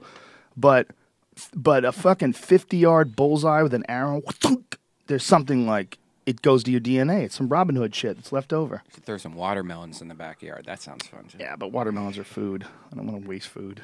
I feel guilty. Can't be wasting food, but I'll fuck up a squirrel that I catch slipping. I'll eat a squirrel that I catch from my backyard. What do you think about that rhino that's in the news right Fucked now? Fucked up, crazy, ridiculous, doesn't make any sense, makes me sick. I don't like the idea. If you don't know the story, there's a black rhino. They auctioned off a right to hunt this black rhino, and the winning bidder paid $350,000 to kill this endangered animal. Oh, that's fucked up. And because of that, $1 million is going to go to the preservation of the black rhino. I think that's ridiculous. I think that guy's an asshole. I don't care if that money goes to the preservation. What this guy should do, if he's really concerned, this hunter, is go hunt with a camera, goddammit. Go get a really good close-up photograph of this thing and know that you could have killed it.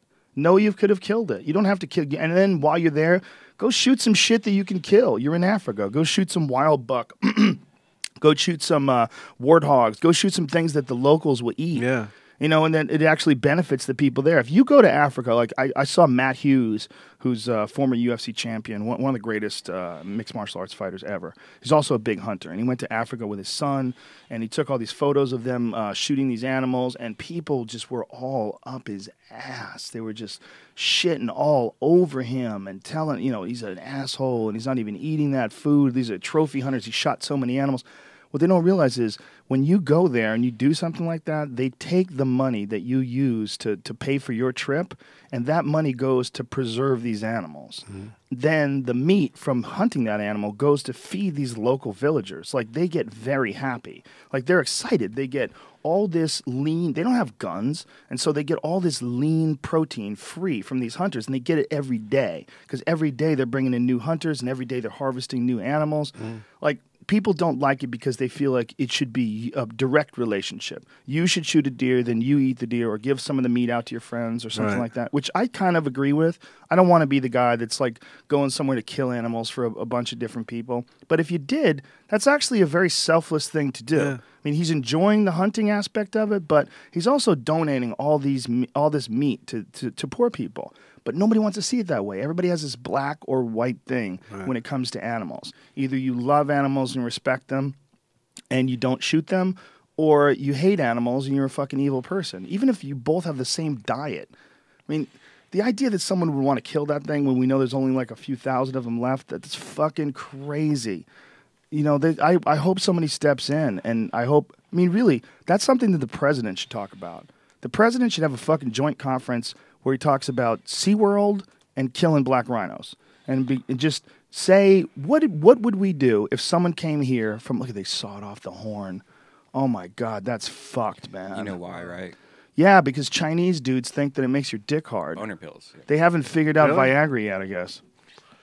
You know, no way rhino horn is as good as Viagra. By the way, you know what rhino horn is? It's hair. You're eating hair. Yeah, that horn is hair. It's thickly knotted hair that grows into a point. Yeah, it's not like an antler. Like this deer antler here, this antler falls off every year, and you find them on the ground. They're called sheds, and they grow every year, and then, you know, they butt heads with those things on. That's Yeah, how they I've used to seen it. spar. Well, that's not the case with a rhino. With a rhino, it's actually hair. It's like the same thing that fingernails are made out of. It's like keratin. Kind of crazy shit, man. But the idea that anybody would pay to do that, like, don't do it, man. Don't fucking kill rhinos. These aren't like, there's been an argument against killing elephants, but there's certain areas of Africa where they have an overpopulation issue with elephants, and they've taken to assassinating elephants. They've taken to hunting them. And it's really freaky because they're bringing in hunters. And there was a TV show on the other night where this guy went to Africa and just snuck up on an elephant and shot it in the fucking head. And it doesn't seem right. It seems fucked up. Did you ever play with ivory balls? No, Bull? never played with ivory balls. I But did. They gave the food to the villagers, and they were saying it's a year's food for Oh, these that's people. cool. So, yeah, I guess, but there's something about elephants that freaks me out. Yeah. Man. It freaks me out they kill elephants. Yeah, it's like whales. Yeah, to me, elephants are smart as shit. They recognize each other when they haven't seen each other in 20 years. Did you know that? Really? Yep. Well, that's the whole memory thing then, huh?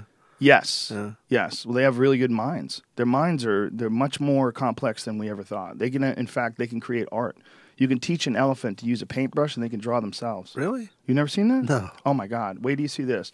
I'm going to show you something you're not even going to believe it's real. It's an elephant painting himself, and when you see it and how good it is, it's like what my 5-year-old would do. It's like a 5-year-old human. I don't know if that represents like the same, if that's the same intelligence as like a Right. small child, but God damn it, it seems like there's something really serious going on behind the scenes there. They're able to draw themselves, Dom Irrera. They're able to Self-portrait, like, huh? pull ahead because this is a long ass video. But look at this. He's using his, and you would think, okay, this is bullshit. This is fake. No, he really is. He's using his own trunk, and he's trying to draw what he sees.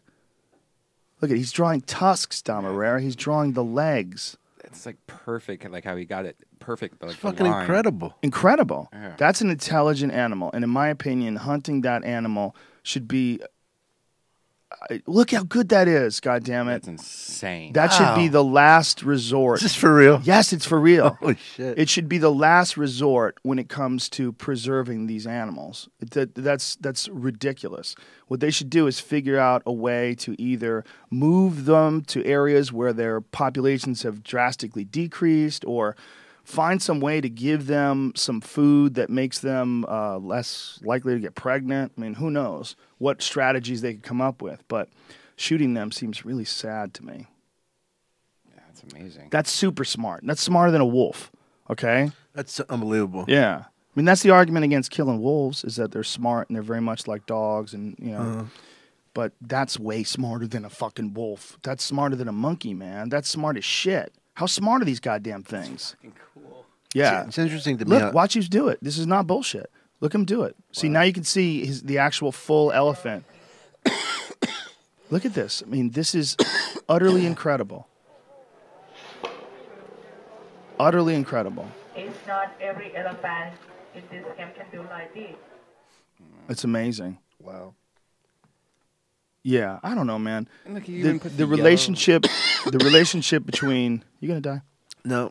The relationship that we have between other animals is a very strained one. It's very strange how because we have some animals that we use for food, and some animals that we decide to use as a resource, and you know, it's all very cruel. I don't understand the rationalization sometimes between what animals you pick to kill to eat, in the sense that people are pescatarians. What makes them think fish are happy to be on a hook and Well, eaten? the idea is that fish don't take care of their young. Dolphins aren't fish. Yeah, fish don't take care of their young, so they're like, fuck these fish. Look how good that is, Dom Irrera. He drew fucking flowers in his trunk. It's insane. It's insane. It's insane how talented this elephant is at drawing. I mean, that's better than most people could probably draw an elephant. I think if you kill that's murder. Yep. Look at this. Look at this thing painting the sky, man. Are you fucking shitting me? It's painting a word. Jesus Christ. This is insane. It's insane. Where's this at? I don't know. On YouTube, it's under. If you guys want to see it, it's under Elephants Painting Elvins. Suda. That's the name of him. He's writing his name. Yeah, he knows how to write his name. I mean, this is insanity. If you kill that thing, that's murder. That's like a big giant person or something. It just doesn't make any sense to me. Whatever that is, it doesn't make any sense to me. Mind blowing. Unbelievably fascinating. But to those villagers, 1 year's food. We just eat. I can't fucking believe that. It's hard to believe. Yeah. I think if I walk out of here and I hear you guys laughing. No, it's legit. It's intelligent animals. Intelligent animals are, in my opinion, we should treat them very differently than we treat everything else. Well, I never believed that animals couldn't think. I always believe, they always said dogs don't think, it's just instinct. I don't buy that. No, animals fucking think, man. Of course they think. They just don't think as well as we do. So we like to say they don't think. Yeah. They're limited. I mean, their bodies are about survival and breeding. Survival and breeding, and those are the only things. They don't create culture. And we become ultra complex because we create culture and because we have the ability to manipulate our environment. So that's why we categorize dolphins in this weird gray area that allows us to enslave them. Because they can't create culture and because they can't manipulate their environment, they don't have fingers, we don't see any evidence of their intelligence. But meanwhile, there's tons of scientific evidence of the fact that they can communicate with each other, that they have a language, that they have dialects, that they have family communities, that they recognize each other at long distances, that they pool together. I mean, it's an intelligent thing that you're enslaving. That's all it is. There's no ifs, ands, or buts about it. It's a bad argument. Whether it's an orca, orcas are fucking even smarter than dolphins. They're super intelligent animals. It's madness. It's madness. It's total madness. And when you see an elephant that can paint a fucking picture better than most of us in this room, what is that? That elephant paints better than you, man. That's the most phenomenal thing I've ever seen an animal do. It's incredible. It's incredible. Have you ever seen chimps spell their name? Chimps can spell their name for candy. They teach them how to solve complex puzzles, and they give them candy, and then they can remember the order of things. They can count things from 1 to 7, 1, 2, 3, 4, 5, 6, 7, and they like the images will go blank, and they'll remember which one was 1, which one was 2, and they'll reveal like each individual, make it flip over in order. Something that I would struggle with. Sure. Yeah, locking up chimps is cunty too. Putting them in a zoo is stupid. You know, they should have them in an area where they live in the wild and observe them. That's it. All this other stupid shit we're doing. Or even if they make enough wild that it seems wild to them. Yeah, maybe. Yeah. I mean, if you have a really large place. But like that lady in Connecticut that was living with one, and it wound up biting her friend's face off. Oh, yeah. That is criminal negligence. I mean, that's no different than building bombs in your yard, and your friend comes over and you blow your friend's face off. They're so fucking strong. Not just strong, but violent as fuck. And guess what she gave the chimp? Xanax. Really? Yeah, she gave the chimp Xanax and wine. Bitch was crazy. Wow. She had this 200-pound murderous monster living in her house. This yoked up super monster. He was in a cage, right? He's wearing a diaper. Yeah. I don't think he was in a cage. Oh, I thought he was in a cage when he reached out for her. No. He lived in that. He wandered around. He did whatever he wanted to. But the woman was babysitting him. No. What happened was the woman's friend came over. And when the woman's friend came over, the chimp did not like the woman's friend. Right. The woman's friend kept him from her, maybe. Maybe he thought of her as his girlfriend. Yeah. So he just attacked and just ripped her apart. Holy shit. Look at the muscles on those fucking things. Are you kidding me, man? He's on it. That looks like Husamar Palhares. But even more muscular. He's definitely on it. Yep. I could see him using kettlebells and battle ropes. The zombie ones. Chimps give zero fucks. That's one of the scariest animals in the world if it's trying to get you. Oh, yeah. Because if they got a hold of you, like you might be able to even fight off a bear to the point where the bear decides, like, you're too crazy, fuck it, I'll leave him alone. If the bear wasn't hungry, if it's a nutty bear. Right. But a chimp is not going to let you win. You know? They're having a contest with you. And they're going to bite your fingers off. They're going to beat you senseless. They're going to pull your genitals off. They'll pull your pants off and bite your asshole. Like, they know how to hurt you. They're smart. I think it would be one of the most terrifying animals to have to face in an encounter. Yeah, I'd probably take my chances with like something like a shark before a chimpanzee. People have lived. I mean, people live in chimpanzee fights too, but they get ripped apart. Yeah. Sometimes they get rescued. It's usually in preserves that all this stuff happens too. By the way, in the wild, it's very rare that a chimpanzee attacks a person. But did you see that picture that I had on Twitter the other day of a jaguar that a guy killed with his bare hands?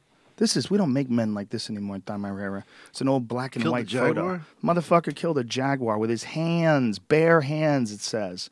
It's on my Twitter page. It's I think yesterday. Yeah, look at this motherfucker. Carl Akeley, I salute you, you fucking savage of a man. You real man. You make me feel weak as a bitch. Look at that goddamn savage. He killed a leopard with his hands. That's how you know. That's how you know you can hold up under pressure. When you're duking it out with a cat. That's a big cat, too. It's not a big leopard. What do you think that weighs? 120? Yeah. No, it's not that heavy. Does it say how he actually That's did like it? 70 pounds, 60, 70 pounds. Did he crack the neck? Or? You see how, look at it compared to his body. No, it doesn't say how he did it. At least I didn't read it. Look at it in relationship to his body. You know, it's a perspective thing. If you brought the head all the way down to the ground, the head is suspended about where his knee is. It's hanging by its back feet. If you brought the head all the way to the ground, it really wouldn't even be as long as his most of his upper body. Why was he even engaged with the animal? Or most of his lower body, rather. Did he come after him? Yeah, attacked him. Oh. Jumped him, tried to eat him. People have been selling, ever since I been putting up pictures from trail cameras, people have been sending me trail camera photos of mountain lions that they catch in their yard or mountain lions that they catch near their house. A guy sent me one today from Florida of these two fucking muscular Florida panthers. You know, I've never seen a panther. Never seen a mountain lion? No, I've seen mountain lions, but I've never seen a panther. Same animal. Oh, it's smaller, though, isn't it? Maybe it doesn't get enough food, or maybe. I mean, I was in the Keys a couple of weeks ago, and we were talking about that because they have the signs up to beware of them. You know. Well, like most fucked up things in Florida, the population is growing. The population of fucked up people in Florida is growing. The population of fucked up cats is growing. The population of alligators is growing. The population of bath salts abusers is growing. Florida's fucking crazy. And Dom Irrera is going to be there this weekend, ladies and gentlemen. That can't be real. It doesn't look segue. Right. Now that's a segue. I want to put that in my driveway just to scare the fuck out of people. Hey, Brian, can we set up a GoPro on the werewolf, please? Oh, yeah. Can we do that? Yeah. Let's figure that out. That's your next project. That is fucking terrifying. Set up a GoPro for the werewolf. Oh, got that drop cam. Every time I walk in here, it bothers me. Did you see the picture of Eddie Bravo? Eddie Bravo Radio used the podcast studio the other night. Powerful Jamie stepped in, saved the day. Eddie Bravo's computer crashed, and Eddie called me up like last minute. He's like, "Dude, I'm fucked. Like the podcast was in a half an hour, you know, and my computer's crashed." And so he came over and used this place. But when he did, he took all his clothes off and took a photo of him fucking the werewolf. Pull that shit up. Eddie Bravo will commit to things in a way that very few people can. I love this fucking dude. He's so crazy. This is a total Eddie Bravo picture that he would send you. Like this epitomizes why I love this dude. This is one of the reasons why he got a job as a writer on The Man Show. Eddie Bravo's crazy. Look how he's committing to it. He's screaming at the top of his lungs. All of his clothes are off, and he's banging the werewolf from behind. It would have been a little bit better if he had like a little bit more of an angle so we could actually see his ass cheeks, so we know he's really, really naked. He's so crazy though. Look at him. He's so silly. I love that dude. Powerful Eddie Bravo. So yeah, we're gonna let other people do it too. So you know, all of our friends who do podcasts. I know Tommy wanted to use it at one point in time, and Duncan's gonna use it like whenever they need to do shit with cameras and what have you.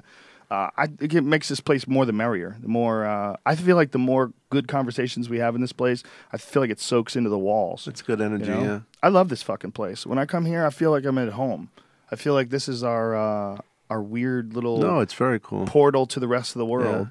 I mean, I like the Laugh Factory, but just for the comfort of being on a stage I'm comfortable on. Well, that's also a stage you performed at for like 2.5 decades. Right. Right? That's a great place. Yeah, since the late 80s. Yeah, Jesus Christ, that's even more, right? What is that, 46? 40, yeah, Jesus Christ. No. Yeah. 46. 2014. Oh. 26, rather. Yeah. I'd say I'm 46 is what I meant. I graduated in '85. I was 21, so I was probably at the Laugh I was Factory, 89 and 90. doing half talking and half adding my age in there. So What year if did I we- was in '86, I was not 21. I was 21 in '88. Joe, what So- year did we do Full Frontal I Comedy? can't do comedy. I mean, I can't do math while you're talking to me. Oh, sorry. It's very So- complicated. Full frontal comedy, '93, I think. Was it? Did we? The one in Montreal? No. That was Oh, that was Danger Zone. Danger Zone. That was also Showtime, right? yeah, I think so. I think it must have been '94 then. That's when Dom Irrera and I became pool playing partners. Wow. Oh, we met in Amsterdam Billiards. We first found out that we each played pool. That's right. Yeah. Total luck by chance. I was in town doing a gig. Dom was doing a gig. And we wound up knocking some balls around together. And I said, "You got a good stroke there, Mr. Irrera. You got a Not better bad. stroke, Rogan." You play pretty good, fella, for a comedian." The All Comedians Pool League is you, Ari Shafir, me, what's his name? Adam Ferrara. Adam Ferrara plays very good. Adam And, Ferrara plays very Greg good. Fitzsimmons. Greg Fitzsimmons plays very good. There you go. That's good. And what I was trying to think of is Craig Anthony. Craig Anthony from the movies. Or Anthony, Craig Robinson? Craig Robinson. Why Craig Anthony? Who's Craig Anthony? The guy from Breakfast Club. Someone's Craig Anthony. Why do I know that name? Craig Robinson from he's Craig Anthony, a fighter? I don't know. Craig Robinson. Craig Robinson from This Is the End. Did you see him in This Is the End? That's the latest move. He's on The Office, right? James Franco? Yeah. Good guy. Oh, he's a poet, Craig Anthony. You're thinking of a poet. That's what it is. Yeah, Craig Robinson. Sorry, Craig. Craig's hilarious. He's a really good pool player too, apparently. Vinny Favorito can play too. Yeah. Allegedly. I've never seen him, but I've heard he plays really good. Tried to hustle me. Oh, too slick. No way. You're not going to hustle Dom Ain't gonna fucking Irrera. happen. You don't have a gambling issue, do you? I love to gamble, but I don't gamble much money. I love gambling on football. Yeah. It's fun. The juice of it is a riot. Just adding a little spark to the game. Yeah, and I'm talking like $50. Nothing that I'm Yeah, gonna, I think that should be legal, man. Oh, it's so stupid. It bums me out that that's not. I feel like you should be able to bet at any corner. You know, there should be some sort of a way that you could, like fucking regulate how it gets taxed or, where we can all meet and gamble on things. We should be able to bet against each other. We should be able to put our money jointly into something and it gets deposited into either one of our accounts if we win. And the government takes a little piece off the top to make sure it gets taxed. And that's it. Let people gamble. You go to any police station and they have football pools. Yeah. Why not? What's wrong with that? Nothing. Nothing. And they shouldn't get in trouble for that either. It's fucking ridiculous. I'm telling Brian Dunning that I'm doing a podcast. Oh, is he here right now? Yeah. Anyway, that's it, Dom Irrera. That's it? We got to wrap this bitch up. We gotta It was bring fun, home. man. It's always fun. Yeah, You're my oh, brother. We've been back friends a at long you. fucking time, pal. I know. I love that. It's a great history. Yeah, it's been a lot of fun. We've had some good I times. still think I could beat you in a fight. I know you do, but that's because you're on Xanax. And I wouldn't even fight back because I'm on pot. I love you, buddy. Love you, Joe. Thanks for having me on. If you're around next Wednesday, we're doing an Ice House show. I'm in Knoxville, Tennessee. Boom. Anything you ever want me to tweet, brother, you know it. Just I appreciate send it my it. way. My friends love you. The comedy people love you. The people that get a hold of me on Twitter, they're huge fans of Dom Irrera. And one of the things they love most about the podcast is being introduced to all these great comedians. You know, whether it's that's Joey cool. or Ari or you. Yeah. Or, so it's it helps everybody. So more than happy to do it, my brother. Thanks, Joe. I'll talk to All you. right, Dom Irrera on Twitter. The 2 R's, IRRERA. This is Dom Irrera with 1 R. You fucking fraud. There must be a guy who's Mr. Irene. If there isn't a fake Dom Irrera, they already put it together. Thanks to Squarespace. Go to squarespace.com. Enter in the code Joe and the number 1. That's Joe and the number 1 to save yourself some money. And if you want to enter into the podcast sponsorship / Squarespace contest, we will pick 4 winners that have designed the most beautiful website, and Squarespace will give these winners a free year of Squarespace, and we'll send these winners a swag bag with items like an Apple keyboard, a T-shirt, a moleskin, and more. And you know what? Fuck it. I'm going to throw in a higher primate T-shirt. How about that? You get a free higher primate T-shirt. I don't even have to Saw a do lot that. of those in Texas, man. Yeah, I'm just doing that because I'm nice. Okay, I just made it up on the spot. Tweet those ideas by this January the 17th to #JRE Squarespace. And the Higher Primate T-shirt, you'll be able to choose whichever one you want. I just made it up right there. How you like that? That's how I roll, Dom Irrera. When I'm with you, I get inspired. I've never seen you roll. I run with things. Ting, thank you also to Ting for sponsoring our podcast. Hugely happy with this as a sponsor. And nothing but positive results. Rogan.ting.com. Go there and save $25 off your first Ting device when you sign up. You fucking freaks.